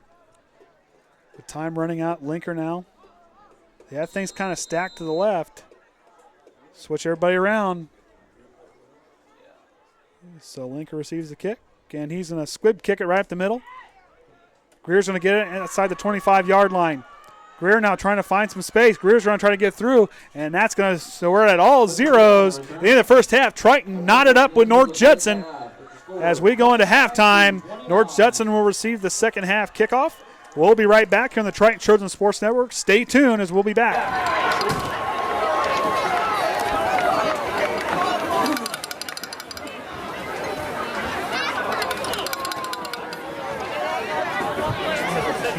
All right, welcome back, Triton Trojans fans. Here we are, Andy O'Hara alongside Ryan Limmer for the Triton Trojan Sports Network. As we are deadlocked at 29, tied up with the homecoming here at Liberty Field at North Judson-St. Pierre High School. The Blue Jays are hanging tough, and I'll tell you what, they may not need their Carhartts, although we need them up here. The Carhartts, gloves, and sock casts. Boys, it's cold out there. It's got a little bit of rain kind of spitting around a little bit. Wind has kind of died down from what it was earlier, but it's still enough to make things very chilly out there. We're getting our first taste of cold weather football. And tonight, by watching the cold weather, you would think it's not cold at all because both teams are on fire, keeping themselves warm as we had 29 first half points for both sides. Let's start with North Judson. 29 carries for 173 yards, and that was their plays. They had can't forget about the touchdown pass from Peretti to Wilcox to take things back up. Then Triton for them on the ground, they've had 64 yards rushing, 18 of those belonging to senior Ethan Berry, seeing his first action of the night as Triton retakes the field. Tye Orsund, 84 yards and a touchdown for him. Delano Shumpert's got a touchdown for himself, plus the two big carries, over 100 yards receiving for the senior there. Bo Snyder been on point tonight. Penalties have been a thing for both sides of the football. So going forward, eliminating those penalties, keep playing that team football stand. Someone's got to make a defensive stand, and Triton's trending that way. If they can stand and make a big, tall stand on defense, we know the offense works. Let's get that defense kind of geared up and straightened out. So as I do, usually customary, without them being here, give a shout out to my son Caden and my daughter Danny. And Jackson, he's in there. He's on his way here. He won't get here until March, but we'll give a shout out to him anyways as they're at home listening and watching. So about time for bed for them as we're an hour ahead. So they're kind of pushing 9 o'clock there. So get to bed, guys. But anyways, going forward, looking at what this team has been able to accomplish, both sides, moving the ball very well. All 4 trips from North Judson have ended up in points. Triton is 4 or 5. With the minus that one there where they kind of went 3 and out for that mishandled kickoff. That then bobbled by Baxter. He took it inside the 5, tried to run it out. Penalty mushed him back in, and they couldn't recover from that one. However, a lot of penalties on both sides. North Judson's kind of led the way there. Quite a few penalties from their end, but both teams committing them. So don't look anything. Both teams have been very costly penalties, but hasn't slowed down anything on the scoreboard as those light bulbs are getting a lot of work tonight, staying warm down there in the north end of the Liberty Field. As we'll await the second half kickoff here in a few moments. You know, Ryan, it kind of makes me appreciate being a broadcaster, not playing at them up here kind of where it's somewhat warm. You know, I know you hadn't have your headset on. As he. Oh. Yeah, I got the window open. It's my fault. It's cold. Hey, it's all right. Hey, it's better than being down there out there because everybody, at least our Triton Trojan popsicles on the far side of the field there. Everybody looks a little cuddled up over there, what have you. Did see a couple people wearing shorts. That concerns me a little bit. At least for me, I know my chicken legs would be freezing out there, so I'll stay where I'm at. The tickets that the FFA is selling out there. They're $1 each or 6 for $5. We'll have the winner at the end of the third quarter. Going forward, like I said, listen, I'd like to have been a fly on the wall to hear what Ron Brown and company was saying at halftime. Getting these guys fired back up. And like I said, everybody's staying warm out there if you look at the scoreboard. But someone's going to have to stand. Someone's going to have to blink first on defense. Who's it going to be? Triton's down a drive. So they lost a drive where they didn't get anything. They need to go down and smash North Judson, try to stop them on the run and stop their drive right away. That's the big thing you do. Either force a 3-and-out or stop them on their side of the 50-yard line. If they can do that, things could move forward. Moving forward for us to be big. We got to make a big defensive stop to go back down and answer our points on the offensive side to really keep that momentum going. We know we can score. We know we can move the ball. We showed against the tough teams. We've sharpened the iron, and we needed to sharpen. And as I said earlier tonight, at the end before the pregame took off, good teams can compete and play well, but great teams play through adversity and stand tall in big moments. They adjust. They play together as one whole unit. Triton tonight can do that. Tonight's game ball is sponsored I don't think they can do it. by They are a team that will do it. They've stood tall in important moments. Yes, you know what? We played some teams that are very tough. Teams we face are 18-18 on the season for a total amount of we played. North Judson hasn't faced as tough of a schedule. However, they have played some tough people. They played Knox. Delphi 6-0.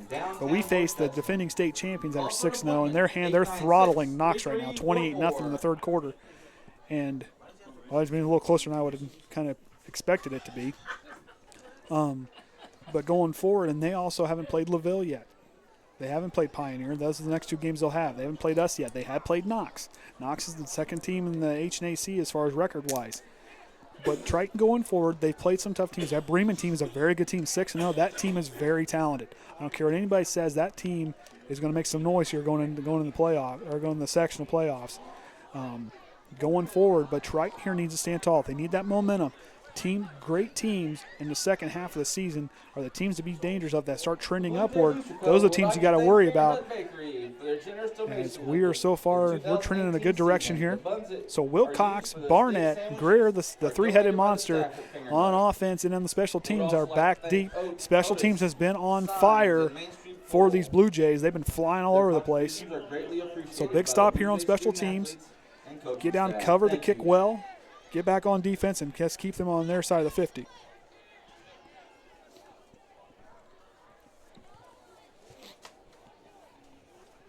So as we wait for the clock to hit all zeros, and they do.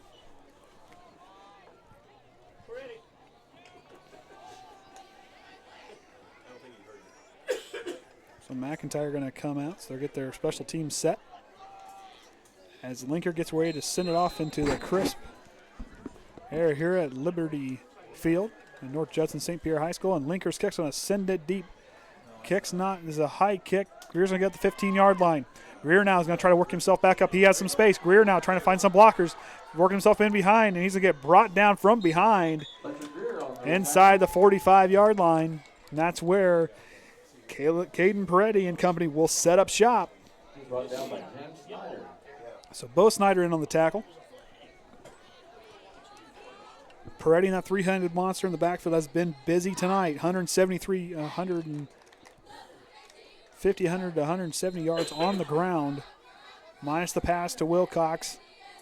The last time they scored. So Peretti now back under center. Here's the snap. Hands off to Greer. Greer's going to try to go to the right side, and Tye Orsund's going to get in there and bring him down. He's going to get brought down hard. Brought down by Tye Orsund. about 5. So it'll be second down. So right at the 50-yard line. So 2nd and 4. As we're here on the first drive of the second half, Andy O'Hara alongside of Ryan Limler for the Trojans Sports Network. I just realized I forgot to tweet the halftime score. Hey, we'll get her eventually. So handoff's going to be to Wilcox. Wilcox goes backwards. Wilcox is going to get met in the backfield, and the Trojans are going to push him back. Delano Shumpert in on that one. Brought down by Delano Shumpert. So Shumpert moves them back there. So right now that pushes them back. So now 3rd down. It isn't a mile, but about 3rd down, about half a mile. 3rd down and 6. So 3rd and 6. Right now we know they can run the ball, though we know they can pass. Peretti, watch Greer up to go up the right side. Wilcox can get some speed going on the way. Peretti can keep it on the gully, the fullback and run. Stop him here. Peretti going to hand off to Wilcox. Wilcox is trying to find space, and Wilcox doesn't get. Fumble! Ball's live! The ball's live! And Triton comes away with it. Trojans need a big play there, and that's the big stand we needed. So the first time tonight, North Judson doesn't put on the end zone on this drive. Triton comes away with it on the fumble by Wilcox.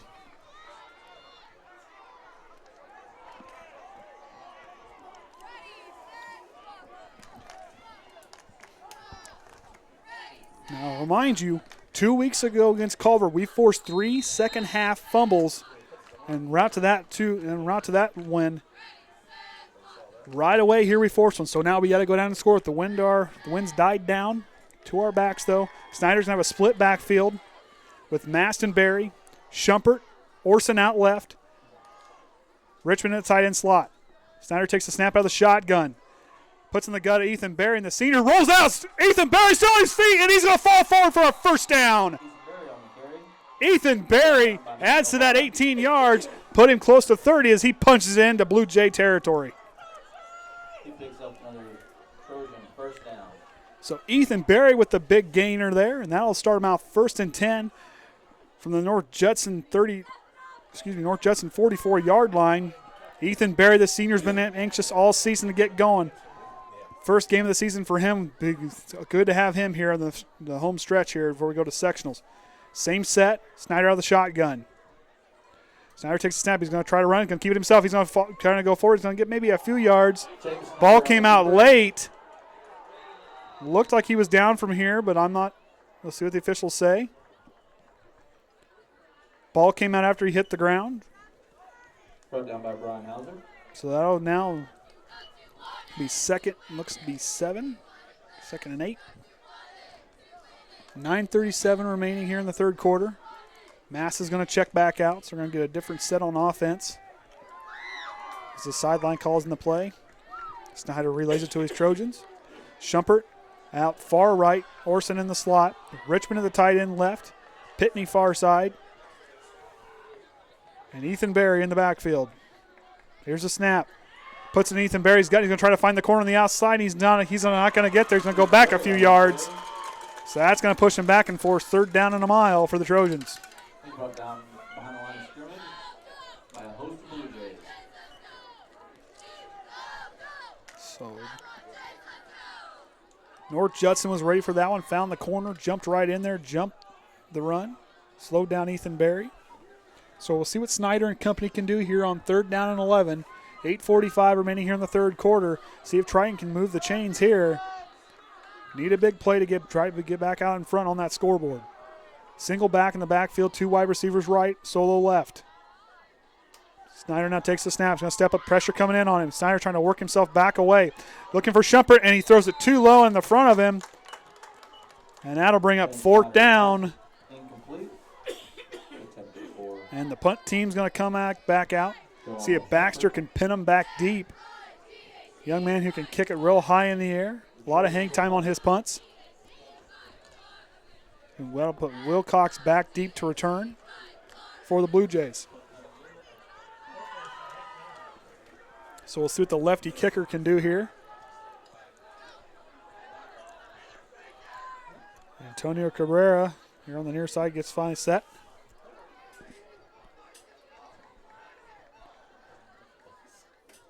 High snap. Baxter receives it, and he puts it in the air. It's going to fall down inside the 20. Wilcox is going to let it take a Triton roll, and that's going to go inside the 5-yard line, and that's where Peretti and company will set up shop for their next drive. So both teams getting stopped on both of their second half drives.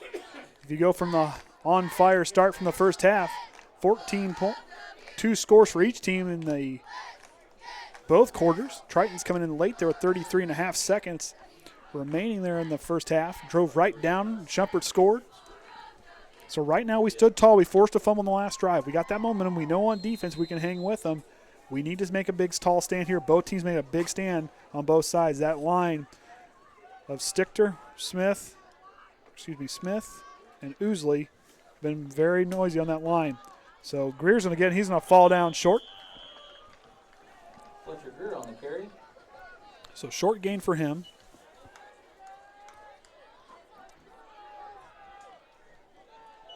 Brought down by James Snyder. So Lemler down there on the line, excuse me. Couldn't tell that was a 5 or a 0 from here. So Lemler now, Smith, Ousley along the line. That linebacker Christian has to stand tall and read the run here.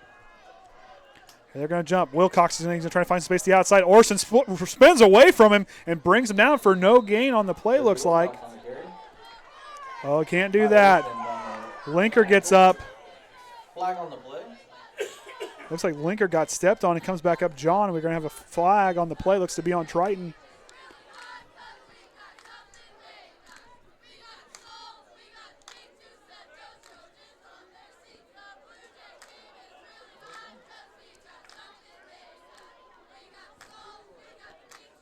Unsportsmanlike conduct on the Trojans and on the Blue Jays, so that penalties are going to offset, and we're going to replay the down. Brandon Lenker got stepped on. He's hobbling off the field. That's not good. The senior did not play the first part of the season. Just brought him back a couple weeks ago as Snyder and Mast are carrying him off the field. Looked like he got stepped on the bottom of the pile, and he jumped up. Both teams reacted.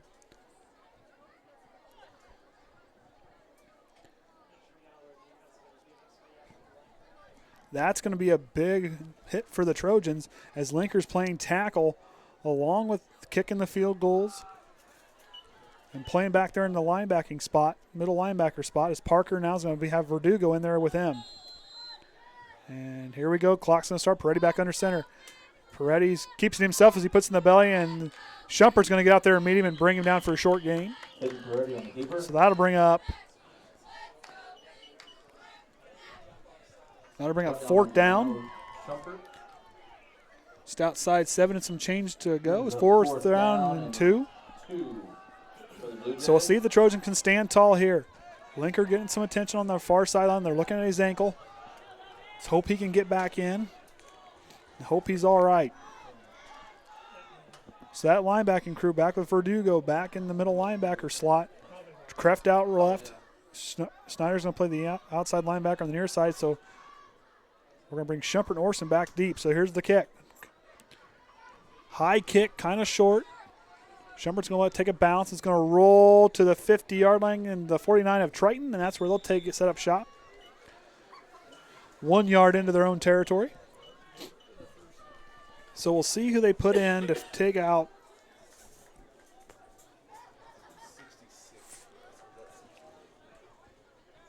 As with Lenker not being in, that's going to be something along the line. It's going to kind of hurt with not having the experience. He's getting a lot of attention on that far sideline.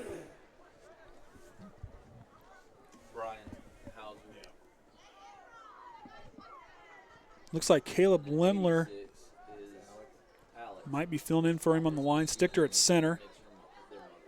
Ousley and Smith, who got shifted into guard. And Ralston's now back in, so that's going to be that line we saw early in the season. That's what's in for us right now. Richmond, Orsund left, single back in the backfield. Excuse me, Pitney's out left, so handoff's going to be Bo Snyder. He's going to fall down and get tripped up immediately by his own guy. Had Shumpert back there with Barry. Snap, moves back, so that's going to be now second down. They're going to lose a couple yards on the play. It's going to be second and 12. 6 minutes and 18 seconds remaining here in the third quarter. Triton moving back. Had a big defensive stand there, so now it need to go and capitalize on this play. 20 seconds on the play clock. Wimler's going to come off the field. Parker now going to get put in the right guard slot. Smith will shift out to right tackle. Same set. Handoff's going to be to Delano Shumpert. Delano's going to try to find some space, and he's going to get brought down immediately. So that'll bring up 3rd down and long for the Trojans.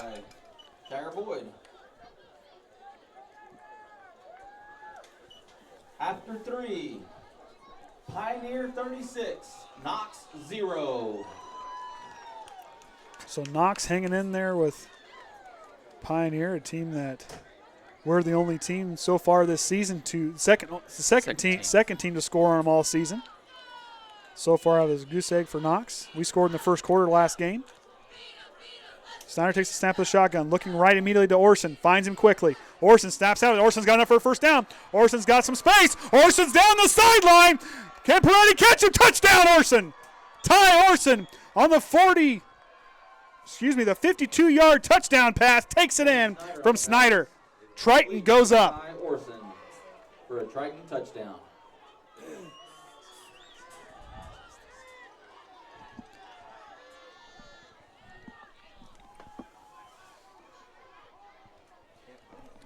So Tye Orsund gets the ball wide open, gets some space, gets out. Tye the gamer goes right down the sideline, punches it in for Triton for another touchdown.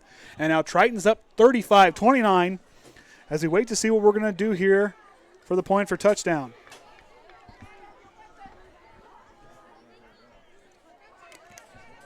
Clock's running inside 10 seconds.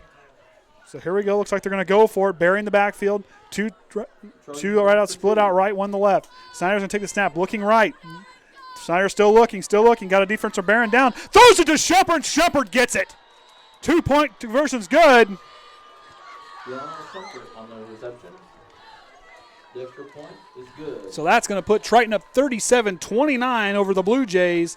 Triton regains the lead for the first time since the second quarter. Extra points. For the extra points. So the 2-point conversion is good. Triton now rolling. That's what they needed to stank a big stop and go right down on offense and score. Took a couple of times. Teams kind of volleyed a little bit on those first 4 drives of the half, and Triton goes right down and scores with the big pass play. Looks like it's on 3rd and long to Orsund. And that young man found his speed, had a good block from Delano Shumpert as he took it in for that big 52-yard touchdown reception. Actually, I guess it wasn't through the air. It was about a 15-yard pass, and Orsund did the rest of the work. But good heads-up play by Snyder to notice he was open. The coverage, he had found a soft spot in that zone to get Orsund enough time for his playmakers to get some space, which really works well in the spread offense. If you can get your playmakers some space, let their legs and let those guys do the work. As we're going to have a new person kicking off. Riggins did it some this season early on. Baxter's been doing the punts.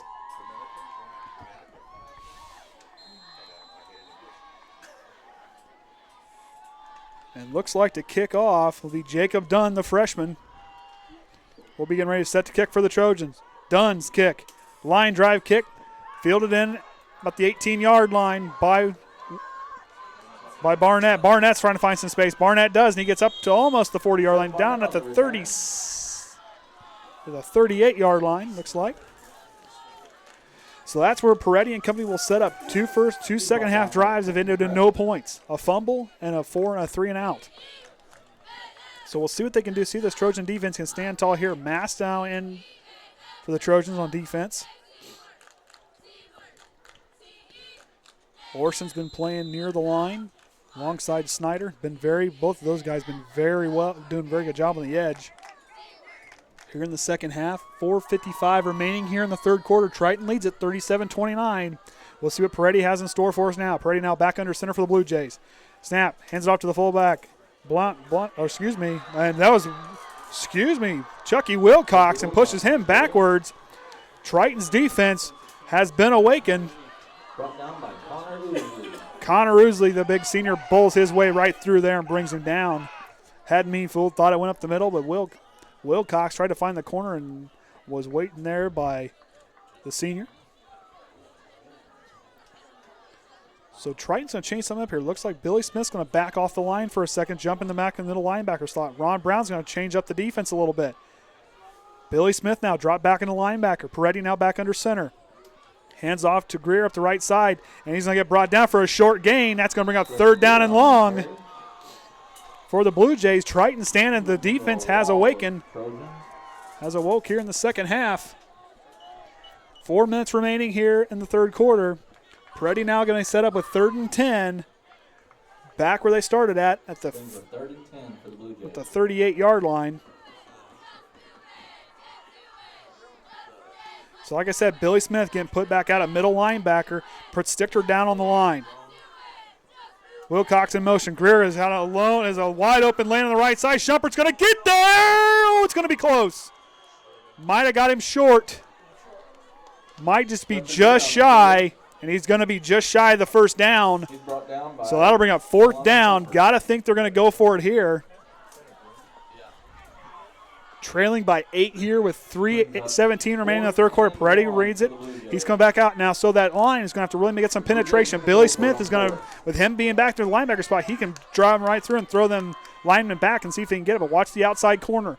Peretti now is going to pitch it out over to Chuckie Wilcox. Wilcox trying to find the corner. Wilcox finds the corner, enough for a first down, and breaks right into Triton territory. First down. The last time the Blue Jays found Triton territory, they fumbled it. And they find it here again on their 3rd drive of the second half.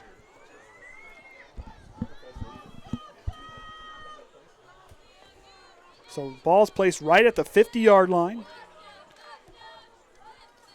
Intrigued by the putting Billy Smith back there, but Stichter down play center knows he can throw his weight around that line.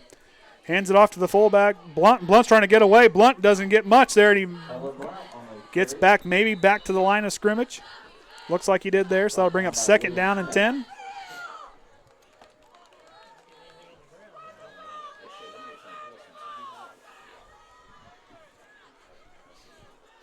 Peretti now goes back out on the field after he receives the call from coach. So Stichter now, like I said, nose tackle. He plays there on offense. Smith now they're going to break Orsund out wide. Kraft is going to be the outside linebacker. Handoff out of the shotgun. Greer's going to try to find some space. And boom! Snyder gets in there and brings him down. That's going to set up 3rd and long for the Blue Jays. This Triton defense, even though they've allowed some spots, they stepping up tall there. That senior leadership by Bo Snyder. You saw that last week against Pioneer. Like I said, as we were the second team to score on that team this season as of right now. As it was 14-7 at the end of the first quarter last week.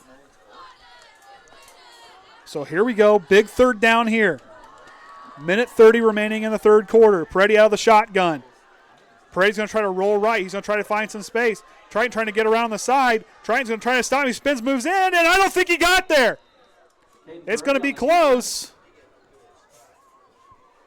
It's going to be close. Looks like about a yard short. D'Angelo Shumpert and Connor Ousley. D'Angelo there tried to spin out of the block. And Shumpert, we're going to Trojan player stretch back out here. Leg cramp. Triton will take back over on downs. I don't know what's going to happen here. 4th down. Oh, excuse me, 4th down.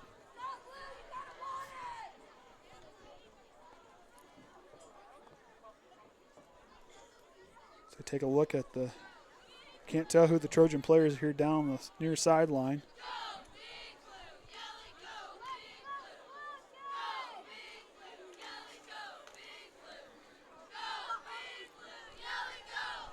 As you saw earlier, Brandon Lenker left with an injury, looks to be to his ankle or his lower leg there.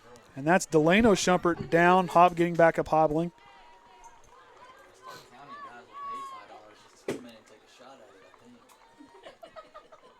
So here we go, 4th down and 1.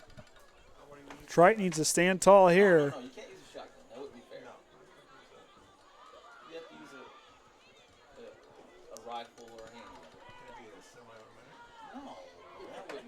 So Triton's going to stack the line, get ready for Peretti either to punch up the middle. Now, last time Greer ran up the right sideline, up the right side of the field as Shumpert kind of goes off gingerly off the field.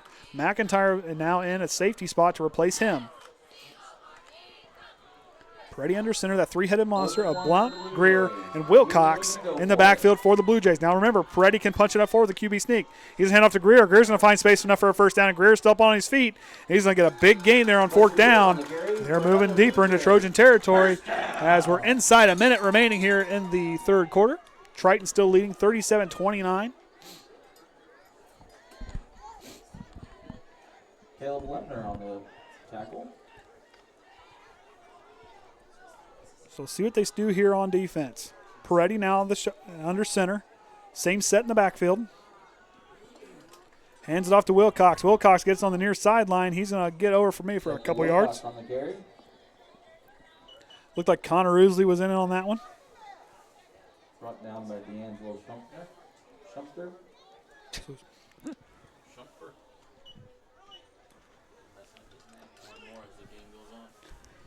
That's what I do. I learn as I go. It's worse as the game has gone on, though. It's one of my first names. Yeah, D'Angelo. Not another one on here, so it's good. All right, Peretti back under center with that three-headed monster in the backfield. Greer's going to get up the right sideline, and Fletcher Greer on the carry. Billy Smith, it looks like. Brought down by James Snyder And Billy William Smith. Oh, we got an official down. Officials timeout. Like he may have got popped in the face on that play. Brings up the end of the third quarter. So that'll be the end of the third quarter. Triton leads at 37-29. We're going to go into a very interesting fourth quarter. It's going to be a dogfight for the end.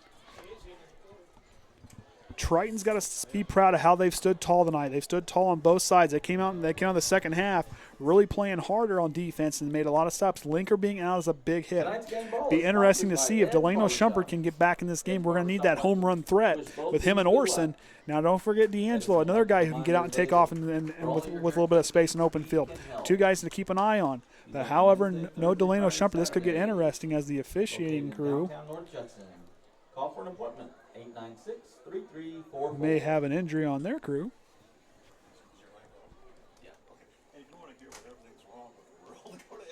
Yeah. Oh my gosh, that's exactly right. All right. Hey, remember the last time I was up here, I won? Yeah. I don't know. You guys bought tickets. I think we should. So as we wait for the fourth quarter, teams are going to flip field here. That fella right there. Either one of them. Someone over there. Yeah. Get him the draw. Oh, Little Ryan's going to make the draw here. This one. Okay, well. It doesn't look familiar. Dang it. What is it? How much is it? How much is the drawing? 50-50. I know, but how much is it for? So we'll see. Hey, you got in on the game here, Ryan. You got a draw for the raffle here. The Hall of Famer gets to draw here. Sorry, I had to. I had to. Hey, you count half. I'll count half. This looks like the raffle day for money. 50-50 drawing. Get your tickets ready. Wait to hear that as we wait. Peretti's 1-3-2-3-4-3. So Peretti now back under center. Is going to snap it off. Greer's going to get up the right sideline. Greer's going to find some space. Flag on the play. Greer's trying to cut back infield, and D'Angelo Shumpert's going to bring him down. Got a flag on the play.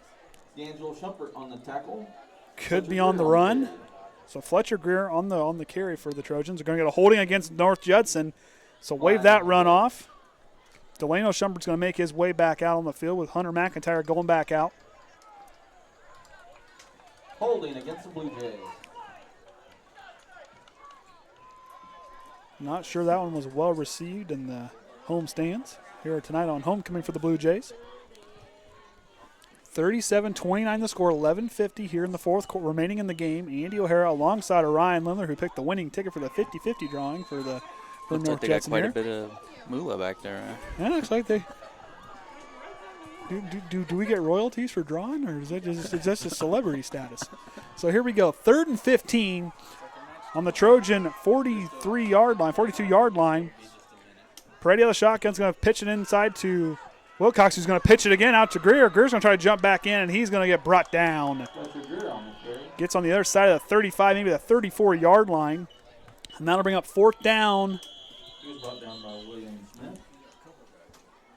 Couple guys getting up slowly off the field. And Delano Shumpert back down again.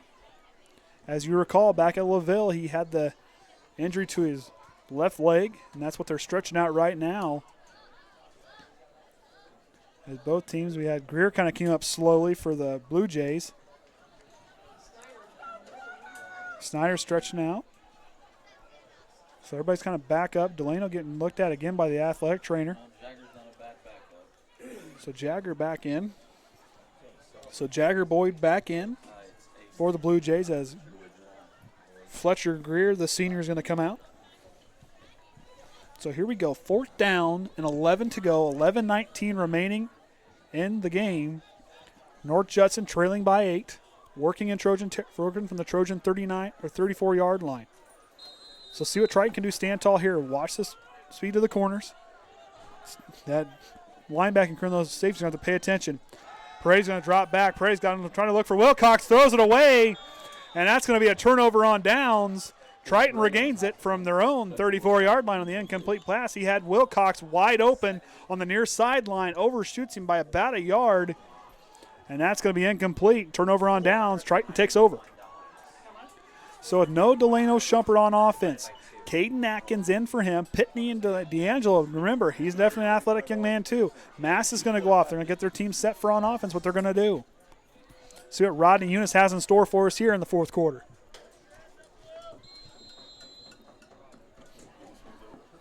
Trojans take over. Ron Brown's defense has looked stellar in the second half. So here we go. Ethan Berry in the backfield, D'Angelo Shumpert, Tye Orsund near side. Pitney and Caden Atkins outright. Everybody else spread out. Snyder's going to wait for to take the snap out of the shotgun. Here we go.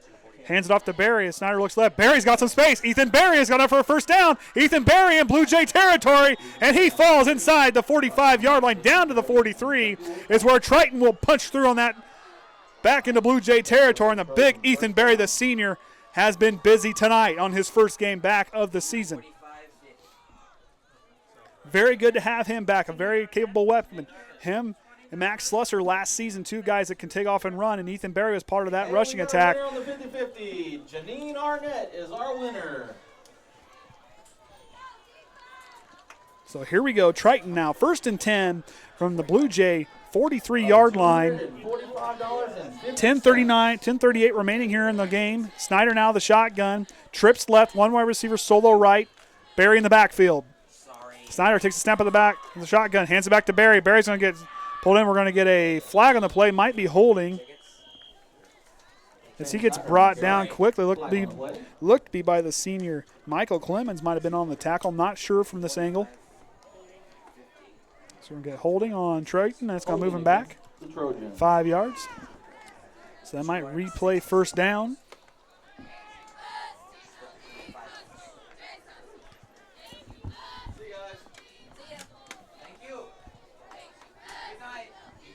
Sure hope my family's nice and warm at home because now I'm starting to feel the cold. I'm starting to feel it now. Yeah, it wouldn't have mattered. Should have dressed a little more warmly for this one. So that's going to put Triton back in their own territory from their own 45 yards. So 1st and 21. 3 wide receivers left, 1 to the right. Atkins, Pitney, and Shumpert here on the near side. Snyder looking right quickly. Quick hitter on over to Orsund. Orsund's going to get a catch on the outside side of the 50-yard line, inching their way back to where they started off. Tye Orsund on the reception. 6-yard gain on the play. Inside 10 minutes remaining in the game. Triton up 8. Offense needs to really either milk on the clock there or go down and put some points on the board. Like I said, no field goal option now with Brandon Lenker injured. So we got to put it in the end zone. That's October the 5th for a 6:30 start. So the senior Michael Clemens comes off the field. All right, Pitney, Atkins, Shumpert near side, Orsund solo left, solo right with Berry in the backfield. Snyder takes a snap out of the shotgun. He drops back, pressure bearing down. Here comes pressure from the right side. Snyder's going to get brought down. Snyder's trying to get rid of it, and he does a big loss there. And that's going to set up third down and a couple miles for the Trojans as they're now back in Blue Jay territory, deep in Blue Jay, not super deep, but they're back in Blue Jay territory. So they'll now be on the Triton 39 or 41-yard line, and we're going to get a timeout. Looks like maybe. Not sure what's going on.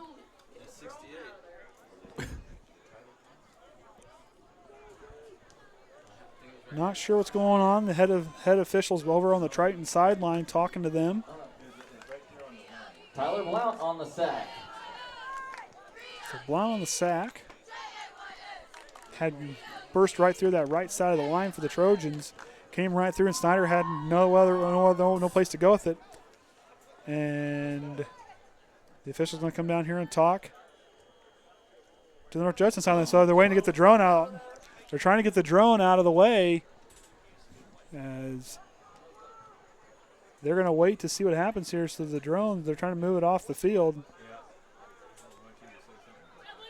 So Whoever is running the drone, please move it away from you don't the hear that at every field. sporting event. I don't think it was You are done. controlling the drone. I don't know. It's pretty close. It's pretty close to deer season. Anybody wants to open up shop there on that thing, give it a shot. So here we go. Third down and a couple miles. Third down, 25 from Trojan's own 41-yard line. Snyder the shotgun. Wide receiver split out on either side. Snyder's going to try to do a quick hitter, and he's going to look deep. He's trying to find D'Angelo. D'Angelo, shots over, shoots him. No flag on the play. Shumpert was looking for one. Not a lot of contact there. Shumpert on the So that'll bring up fourth down. So that'll bring Chance Baxter out to send the punt away. pass attempt. He's covered by Wind has died down, almost non-existent. Has not. Seems like it got colder when the wind died down. I don't know. So here we go. Fourth down, 25, 8:48 remaining in the game. Triton still leading by 8. Baxter's going to have to get rid of a good kick here to see if he can get him back away from that Trojan defense who stood tall so far here in the second half. If they can get this one here. North Judson showing that they're going to try to blow through the line. Here's a snap. Baxter gets it away. It's a short, high kick. It's going to get fall. We got a Trojan player gets upended. That was Lucas Richmond went airborne. I missed that. Into a front flip in the air. Him and Barnett kind of got tied up there. Not sure what happened. But that's where North Judson will set up shop is from their own 36-yard line. So first and 10 for them. 8:40 remaining in the game.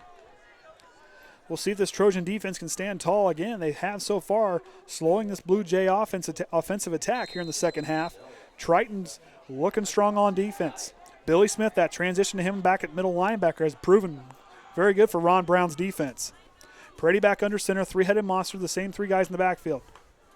And we're going to get a flag on the play before we get going. Looks might be we got an encroachment on the Trojans is what the call looks like.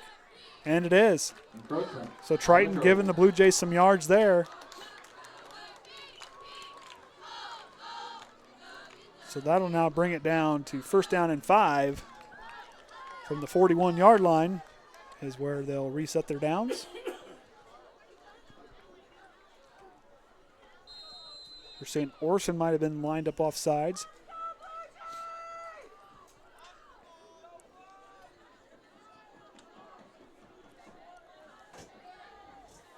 So here we go. Peretti now first and 5 from their own 41-yard line. One wide receiver split out right.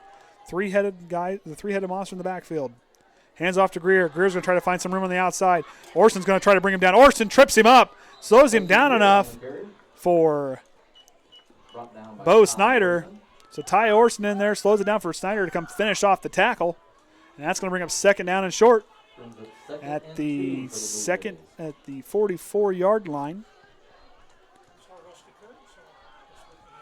So Delano Shumpert makes an appearance back in the game. Had a couple leg issues, had to get stretched out a couple times. Definitely the cold weather is probably aggravating that injury from earlier in the season. Triton showing blitz. Here's the snap. Greer's going to get, he's going to get gobbled up quickly by Caleb Limler.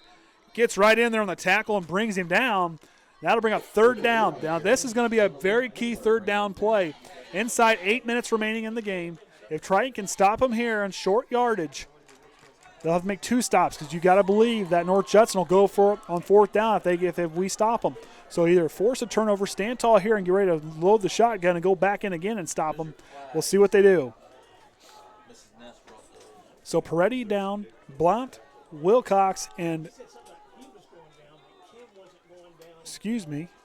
and Barnett in the backfield. Barnett takes it, and he gets the short game brought down by Stichter.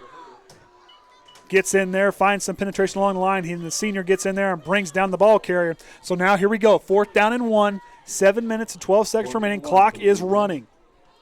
Triton leading by 8. Need to stand tall here on defense. Now we know Greer can take off and go off the outside on the run. We know Peretti can fake the handoff to the fullback and keep it himself and take off. We know Wilcox has got the speed that can last for a long time, so we'll see what they can do. Smart runners on this team. We'll see what Peretti has in store. Triton showing blitz. Peretti now going to hand off to Greer, and Greer's going to, it's going to be close. They're going to fumble. We'll see what Triton says they got it. Triton comes away with it. Billy Snyder, the senior, gets in there, takes it away, and Triton forces another second-half turnover from the Blue Jays. They did this against Culver, 3 second-half turnovers, and now they're doing it again against North Judson. We'll see if Snyder and company can put some to capitalize with 6:44 remaining in the game. Triton takes over in Blue Jay territory at the 44-yard line. They get right through the line. Billy Snyder punches it out, or they punch it out late, and Billy Snyder, the senior, enough awareness, falls on it. Triton takes over. Billy Smith or Billy Snyder? Oh, I guess Billy Smith. Well, Snyder was in there too. I'll get it right eventually. I got excited. Take it easy now. It's cold. Lips are having a hard time moving tonight. So here we go. Snyder in the backfield, 2 backs in the backfield. Richmond tight end, two wideouts right. Hands it off to McIntyre, or excuse me, Barry. Ethan Barry, the senior, rumbles forward. Looks like a late shove. We got a down player. That's Lucas Richmond, the senior, making his first season as a football player, I believe. So Nate Amston's going to come. He's going to send Amston back out. The senior says, I got this. He's going to sit tight. Ethan Barry has been very busy, so that's going to bring up 2nd and 4. Just 6 minutes and some change left in the game as we approach the midway point of the 4th quarter.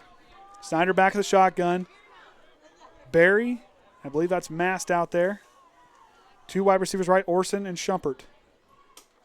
Hand off to Mast, and Mast is going to get picked up quickly by Greer. Fletcher Greer in there brings him down for he makes it back to the line of scrimmage, and that's where they'll start at the 40-yard line now. Brings up 3rd down and 5 on the 1-yard loss. Inside 6 minutes remaining. Orson's going to go out. Shumpert's going to come. Delano's going to come in. So see what we have down here. We're 3rd and manageable. Triton's going to let the play clock. So Orson, is going to get the play and come back out. Brings up 3rd and 5 for the Trojans. So here, big thing to keep an eye on. Why find the soft spot in the zone? We know we can go up over top of them. They're going to be waiting for that. They're going to be waiting for the soft spot in the zones as the intermediate passing game has been on key tonight. So we're going to wait, and Triton's going to take a timeout, using all the time they need to milk the clock so they can reset the play. Timeout, so we'll see what these see what our Trojans got for us in store here as they'll move forward.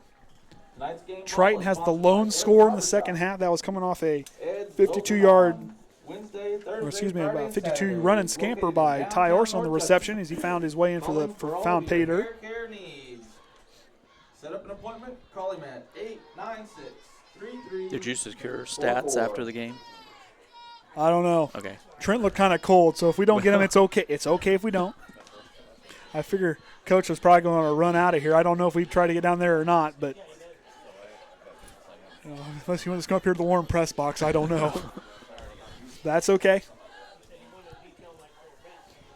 His team has stood tall tonight, team is, like I said, facing some of the tough matchups we've had so far this season. South Central was no slouch. They gave us a lot of fits there in that game. And then going against that, Cass and another team, I mean, yeah, the record says otherwise, but that team stood tall, even though we kind of handled it on the scoreboard. But what we've done so far this season, we have played quality opponents. And like I said last week, and I said earlier tonight, iron sharpens iron, and Triton is really starting to make they're trending in a good direction. If they can get a win here in North Judson, that will be huge going into the final two games for the homestand for the Trojans. As Snyder work on the shotgun, split backfield, Richmond tight end left, Shumpert near side, Orsund far side. Here's the snap by Snyder. He's looking quick for Orsund. He's going to fire it in, and I think North Judson got in the way, and they intercept it. Or Wait a minute. Did it hit the ground first? I think we can send it to Jim Nance and those guys and see if they could replay it for us. Send it to New York. We're going to send it to New York here and wait for the replay. We're going to be waiting a while. Maybe that drone. We'll send that drone back to New York and see if it can get us the highlights so we can figure out what the play happened. So that's going to be 4th down up for the Trojans. Got to think they're going to go for it here. Outside 5 minutes and 4 seconds remaining in the game. Baxter's going to punt it. See what Ron Brown's defense can do. Baxter going to kick it. Wilcox back to receive. So here we go. Snap's good. Baxter's going to get it away. Good kick. Wilcox is going to call the fair catch. And it looks like he'll get it. They'll set up shop at the 16-yard line. 60-yard line. This is probably the farthest they've set up all night. Or the deepest they've set up in their own territory. So 5 minutes remaining in the game. Interception might have bounced off the field before it came up for the catch, according to the officials. They still haven't received word from New York yet, so we'll see what. We'll be waiting, I guess, for a little bit. Maybe I could send me a pair of Carhartts and some insulated boots, maybe. It's worth a shot. So here we go. Peretti now, 1st down and 10 from their own 16-yard line. Under 5 minutes remaining here in the game. They trail as Peretti's going to be out of the shotgun. Peretti's going to hand it off to Greer. Fletcher Greer now going to work at the right sideline. Fletcher Greer's going to try to fall, and Triton's going to come in, and looks like Koby Mast in on the tackle, and they're going to get a flag. They might be on. Looks like it's going to be on. It might be on Billy Smith. Came in late there, a little late on the tackle. As Mast already had him wrapped up. So it will be a personal foul against the Trojans. It looks like to be on Billy Smith. Now they'll give a first down now. Right there's the thing where we got to be mentally tough. We got to be smart. Keep our composure. We got to watch. He was going down. That's safety for these players now. So that's going to be a big penalty and push North Judson closer to the 50-yard line. 4 minutes and 48 seconds remaining in the game. Ball now placed at the 37-yard line. 1st and 10 for the Blue Jays. Peretti's been working out of the shotgun here the last 2 snaps. Looks like Barnett's back there. Greer in the backfield. Cox is in the slot left. Here's the snap. With me over to Fletcher Greer. Greer trying to find some space on the left side. And he does. He gets tripped up by Billy Smith. So Billy in there on the tackle for that one. The senior stepped in after the penalty last time. So 4 minutes and 15 seconds and counting. Triton's got to stand tall, make a big stand here on defense. Slow them down. Force them to do what they got to do. Triton's got to cover it well. The linebackers have got to be ready. Peretti out of the shotgun. Hands off to Fletcher Greer again. Greer slips up on after he gets the handoff, and he'll lose a couple yards on the play.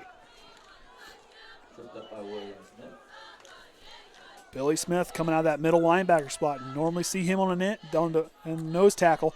Bringing him back, that experience back there, and a guy like that, a freight train like Billy, he gets a little steam going downhill. I don't want to be in the way of that guy. It's a one-man wrecking crew, I think. For a senior and as big as he is, him and Connor, I'll tell you what, those are 2 guys there. I want to be friends with him if I need to be. All right, here we go. Peretti out of the shotgun. Takes the snap. Back to Greer again. Greer's going to try to find some space on the right, find a corner on the outside. He does. Greer tries to cut back in. Greer's going to try to get back. And Connor Ousley, and I believe Triton crept in on the tackle there.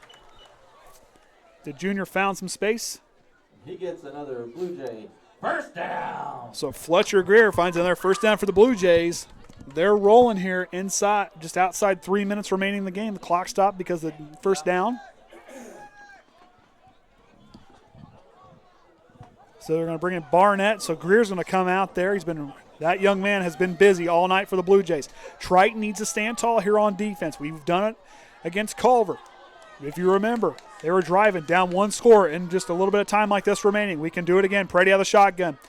He's going to keep it, and he's going to keep it himself. Peretti slips up, keeps his feet, and Billy Smith's going to get in there on the tackle. That was Caleb Limler in there on the tackle. Brings him down. That'll bring up 2nd down and 8.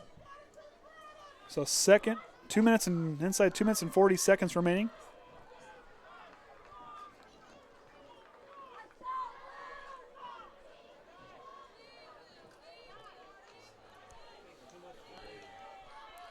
Okay, here we go. 2nd and 8, 2 minutes and 20 seconds remaining in the game. Perez going to work out of the shotgun. 2 backs back there with him. Barnett and Blount. Hand off to Wilcox, and he's going to get brought down quickly. And that's going to bring up 3rd down. 2 minutes remaining. 3rd and 8. Triton now what we need to do. We face the teams that we played against. They can run the ball. Bremen throwing it down our throats. Pioneer did the same thing. We need to stand tall right here, make a big play on defense, slow these guys down because we're inside 2 minutes remaining, leading by 8. This is where great teams thrive, and tonight we've been in for a good one. Not much score in the second half. Both teams, the defenses showed up. We'll see what happens here on 3rd and long for the Blue Jays. Peretti out of the shotgun. Here's the snap. Peretti's going to keep and try to work up left. Peretti hops out of the way. Peretti's still on his feet. Peretti's going to try to find the first down marker, and I think he does. And he does. Peretti gets out of bounds. Minute 26 remaining in the game. First down. Triton leading by 8. I think we're in for a photo finish here tonight. Minute 26 remaining in the game. 1st and 10 from the Trojan 30-yard line. Now the defense is going to have to stand tall here. The linebacking crew's got to be ready. Fletcher Greer back in at running back. Peretti's going to take a snap, and we're going to get a flag on the play. And it looks like it's going to be against the Blue Jays, so move them back 5 yards on the illegal procedure. False start, whatever it's called here in high school. It's false start in NFL and college, so won't send it to New York for confirmation on that.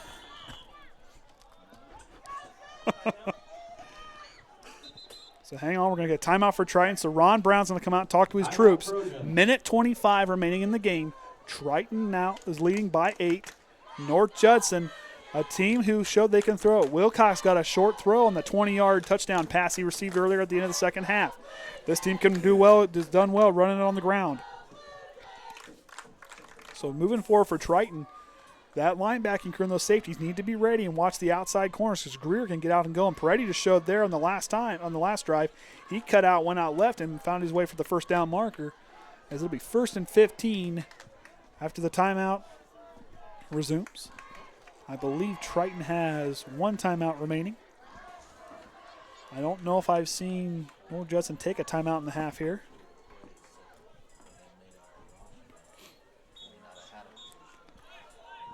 All right, here we go. Timeout concludes. Peretti and the Blue Jays heading back out here on homecoming at North Judson St. Pierre High School here at Liberty Field. Here's the snap. So now Peretti's back under center. 1st and 15. Peretti now is going to fake the pass. He's going to try to find Wilcox deep. Throws it over to Fletcher Greer. Throws it kind of behind him in a different direction. Greer can't adjust and get back to it, so it's an incomplete pass. Minute 20 remaining, 2nd and 15. As they try to work from the 35-yard line. So Pioneer just got word that 36-0. That's the lowest amount of points been allowed. 0. That's the lowest amount of points they have scored on the season. The only other team that came close to that, Mark, I can't remember who it was earlier. See, someone else held them. Maybe it was LaVille. LaVille held them to the least amount of points on the season. I think LaVille scored 19 or something. They scored 19. But I think they held them under 50. So here's the snap. It's going to be handoff. It's going to be to Blount. Blount's going to try to pitch on over to Greer. Greer's going to get found out by Delano Shumpert, and Shumpert's going to stop him. That's going to bring up 3rd down. So they try to go there. They give it to Blount, and Blount tries to pitch it on over to Fletcher Greer. So here we go. Minute remaining in the game. 3rd down, 3rd down and 12. Here we go. Peretti now dropping back, trying to find something. He's going to try to throw it across the middle. Wilcox falls down. He trips over his own feet and falls down, trying to adjust for it. And that'll bring up 4th down. This is the ball game right here. This is the ball game here. Right call. Snyder trying to get our frozen fans up out of their seats on the far sideline. We're going to get a timeout by the Blue Jays. Timeout, Blue Jays. They look a little frozen in their seats over there. I think I seen the guy with shorts on. I think he had a blanket. Okay, I hope so. I was getting really concerned with that. I mean, told my kids when it starts dipping under 60 degrees, it's time to hang those things up, or at least for me, 75. But so we'll see what happens here. Triton has stood tall on defense the entire second half. Right now, 4th down and 12. 49.8 seconds remaining. Triton 3-3 on the season. North Judson 4-2. Triton 2-2 in the IHSAA, and the North Judson 3-1. Someone could be walking away tonight 3-2. So we'll see what happens here. We'll see what Peretti's going to have in store for us. He's going to set everybody. He's going to put Barnett. So here we go. Different formation. Blount. They're going to look like they're going to try to run a pick play. Looks like we're going to have Blount. Nolan Schindler over here on the near side. Pitney's going to throw it over to Barnett. Barnett now is going to try to find some space. Barnett trying to get out of bounds. And Barnett, did he get enough? Did he get enough? Barnett on the reception. I don't think it's enough. They're going to the Triton sideline, and Triton stops him on 4th down. Big defensive stand there. Looked like he had enough space. Barnett tried to find some penetration. He had some blockers, but Triton stands tall on defense, forcing the turnover on downs. 41.6 remaining in the game. Triton leads by 8. Those games against Bremen and Pioneer and LaVille has really sharpened, woken up this Trojan team. They've came out on defense and put a goose egg for the Blue Jays in the second half. As we'll await the snap by Snyder, and Snyder takes the snap. And that right there, folks, James Snyder takes a knee. as we might be inside enough, and that might be the ball game right there. Triton's going to win it here at North Judson with a final score of 37-29. I talked to a few people earlier today, and we thought it was going to be a good game, and tonight it was. A lot of offense early, and both defenses showed up in the second half. Unfortunately for the Blue Jays, Triton found their way to the end zone in the second half, and that's going to finish out as we're inside 5 seconds, and we're going to be hitting zeros as the Trojans will improve now to the season 4-3, and that's where North Judson's going to sit. So both teams now 3-2 in the IHSAA. Triton's going to get prepared against a Knox team who got beat by Pioneer tonight, but that's the team that's allowed the least amount of points for Pioneer this season. Knox is not going to be easy out. They're standing 4-1 in the IHSAA. So going forward, it's going to be really interesting what this team can do. Triton's now starting to sharp. They're starting that trend upward. This team is starting to gain momentum at the right time of the season with 2 games left. Both games are at home, as we'll be facing Knox next week, Winnemac the following week. We'll sit tight here, see if I get some stats maybe at the end of the game. We'll wait, give them a couple seconds. Like I said, next week, 7 p.m. kickoff for the Trojans as we'll host the Knox Redskins. And those boys have the right to celebrate. They stood tall on defense. Both teams played a clean game. North Judson had a lot of momentum on the ground, and they tried there in the second half. And what Triton did there during, like what they did during Culver, they stood tall in the key moments, and they did it there, and they stood tall, and they come out with victorious with the final score. And I don't think we're going to get the iPad. Is he already at the bus? Well, no, he's right there. They're deliberating if I can get the iPad or not. Oh. Nope. I'm going to get the iPad. I won the challenge. Send that one in from New York. I see that New York finally got the response to send it in to me. So Trent's going to make his way up here. Probably Bourbon got the response. Bourbon got the response, sent it to me. Say, hey, we'll take it. But Triton tonight comes out on top, 37-29 over the North Judson Blue Jays, handing that team their 3rd loss on the season. The other 2 coming from the hands of Delphi and Knox. And Triton deals a crushing blow as Ron Brown talking to his troops in there. As those guys stood tall and played a great game tonight. The defense stood tall in the second half. They got to be proud of how they played. The offense did well as well.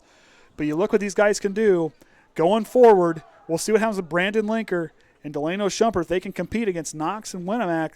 Lenker on crutches waiting there on the pile. Trent's coming. Going to hand up here through the light real quick. So here he goes. Here's the stats on the game. Maybe. He doesn't know what to do. I don't want to touch something, mess it up. Does that can I scroll through here? I'm not going to mess anything up, right? Okay, that works. All right, here we go. So for North Judson, total plays for them. 63 total plays, 282 yards on the ground. Triton had 37 plays for 337 yards. 253 coming through the air, 67 on the ground.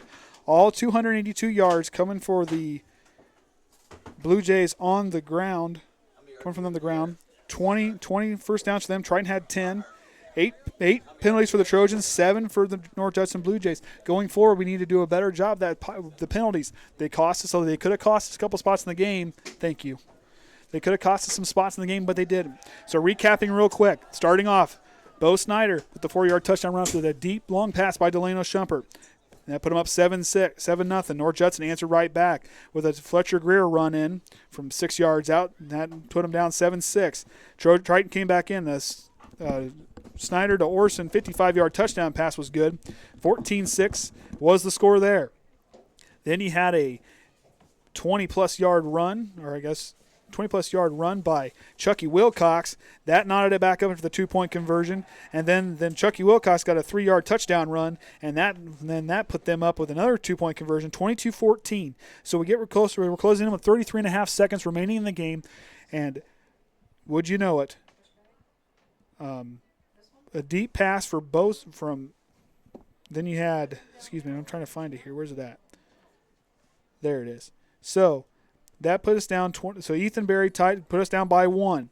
We get the ball back right before, and then North Judson goes up then 29-21. So we're closing in, like I said, 33.5 seconds remaining in the first half. And then Bo Snyder throws it to Delano Shumpert for the 20-yard touchdown pass, and that knots it back up before we went into halftime. Coming back out. Both teams kind of volleyed there for a little bit, and then it took a Bo Snyder and a 52-yard and a 40-some-yard scamper after the catch by Tye Orsund. That put them up 37-29, and Triton never looked back. So like I said, next week's game against Knox is going to be a tough one. This team's prepared. We'll see what we do next week. Next week, tune in, as we'll be hosting there from our home field for the final 2 games. We'll see you guys next week.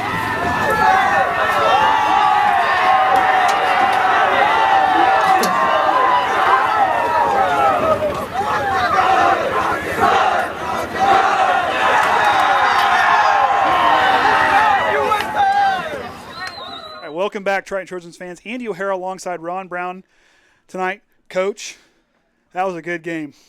It was a pretty good game. I know early on the offense was kind of heating things up a little bit, but the big story for me was what your defense did in the second half, putting a goose egg up there for the Blue Jays. The guys stopped them cold on several drives, forced 2 fumbles, but the guys did a great job tonight. What are your thoughts on what the guys did in the second half of that adjustment? Again, got them some fruit snacks and juice boxes and at halftime and Sugar Rush, and came out and played a lot better. It comes down to high school boys doing their job every play, and sometimes they need some little reminders. I said earlier tonight, I talk about good teams and great teams, and what teams good teams compete. They do the right things, but great teams, when through adversity, like they're knotted up at 29-29 at halftime, the guys adjusted. The guys came back out and they stood tall on defense against a team that was scoring at will early on in the first half. Yeah, we were pretty confident after we went into the locker room. Let's just say we played terrible on defense the first half, and to be tied going in at halftime, we just knew we needed to get the ball back into our offense's hands, and we were going to go down and we were going to do what we do.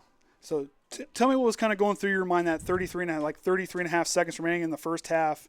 You guys are trailing by 8. Well, Rodney Eunice, of course, threw in a dagger there, and Delano laid out for the Superman catch. What was going through your guys' mind there at the end of the half? Man, we dislike Judson, and we don't want to lose to him. Hey, nothing wrong with that. We had a bunch of sharks circling us, early, before as we were warming up. So, we needed to make sure that we didn't become the chum in the water there. And the guys definitely weren't the chum. They forced North Judson to be the chum in the water in the second half, and that defense woke up, and those guys. And then I know with the Lenker injury, putting Billy back at middle linebacker, that seemed to work out pretty good. Billy kind of gained some downhill speed. What was your kind of thoughts behind that, putting him back there at middle linebacker? He said, hey, trust me, I want to go back here. And you know what? If you have a kid that says that they want to do something and they're one of your athletes, you let them do it until they prove you wrong. That's what high school sports is about. It's about having, athletes that lay out for you, that play, 100% for you. It's not always about the play calling or the formations or anything like that. It's about the athletes on the field. And the guys so far, from what I've been watching, like I said, like I talked to you after we won against Culver, the guys are improving each week. What are practices like with these guys on this trend that we're trending upwards at the right time of the year? What's the kind of feel during practice during the week? We were a little excited during the week. Every big play that we made, we rushed around, we jumped on each other.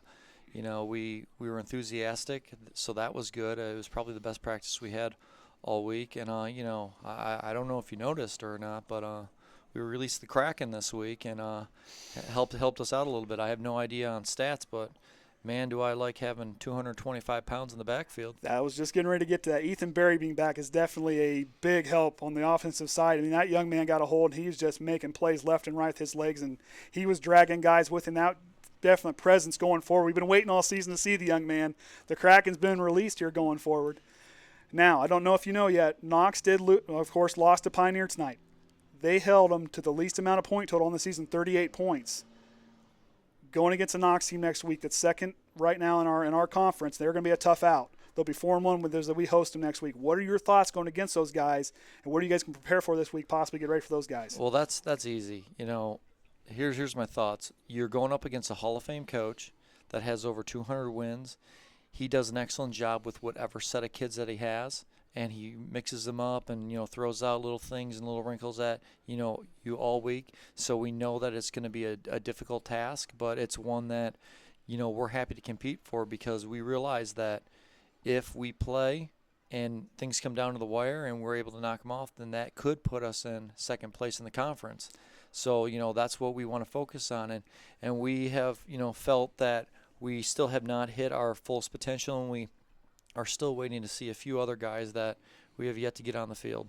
So, like I said, going forward, you guys got a lot of things going forward. But like I said, you said with him being a Hall of Fame coach, where you're no slouch as a coach yourself, getting what you get out of these guys, the mental toughness of what these guys have done this season. Granted, we did lose to Pioneer and Bremen, but those guys competed for the first quarter and a half of those guys. They were toe-to-toe with them. They made them sweat. I rewatched the game from last week. Pioneer was kind of playing. They got 14-0. They kind of felt like they went on cruise control kind of early. We went down and scored on them. We stopped them on defense. They started playing a little more intensity. I mean, Kaiser, they're a great team. Don't get me wrong. I'm not taking anything away. But what our guys have done against certain moments, like forcing 3 second-half fumbles against Culver, playing tough against that team that we lost to LaVille, we're a different team from that point now. And those guys in sectionals better be ready to play because your boys are playing great on both sides of the ball. Yeah, we got a little slow tonight on defense starting out. They can get that stuff kind of shored up. We got 2 games prepared to go in that deal. Like I said, we knock off Knox. That might put us in the second hole there going into sectional play. But I think going forward, your guys are really trending upwards. And it's been, like I said, they're really starting to really gel out there in my book from me when watching up here. Yeah, I'm proud of the guys. I love to see all the people picking against us and all that. And, keep that going. That's great motivation for my kids. We're just trying to compete every week, and it's nice when you're the underdog and you show what you can do. I don't think a single person had us this week. I know they did. You guys were actually, John Harrell had you guys 2 touchdowns to lose by 2 touchdowns to North Judson, but you guys came in, you just erased that. I saw someone out here earlier with 21-0 was their prediction. I'm like, boy, they were wrong. But like I said, the underdogs, these guys now have that fire in their belly, that will to fight. That's going to be dangerous. I hate to be in the way of your boys going forward than hear the rest of the way out. Hey, I totally agree. There's a reason that we have 6 different guys on our team that colleges are calling and asking them to go play for them next year. We have a special group of kids, and if they can do the right things at all times and they can, control their emotions in a way that will be positive, I think that they can do just about anything. And, I'm excited to see what they're going to finish this year up as. All right. Got anything else for me, Coach? I think Well, Coach, congratulations on the win tonight. It's Andy O'Hara signing off with Ryan Brown. We'll see you guys next week.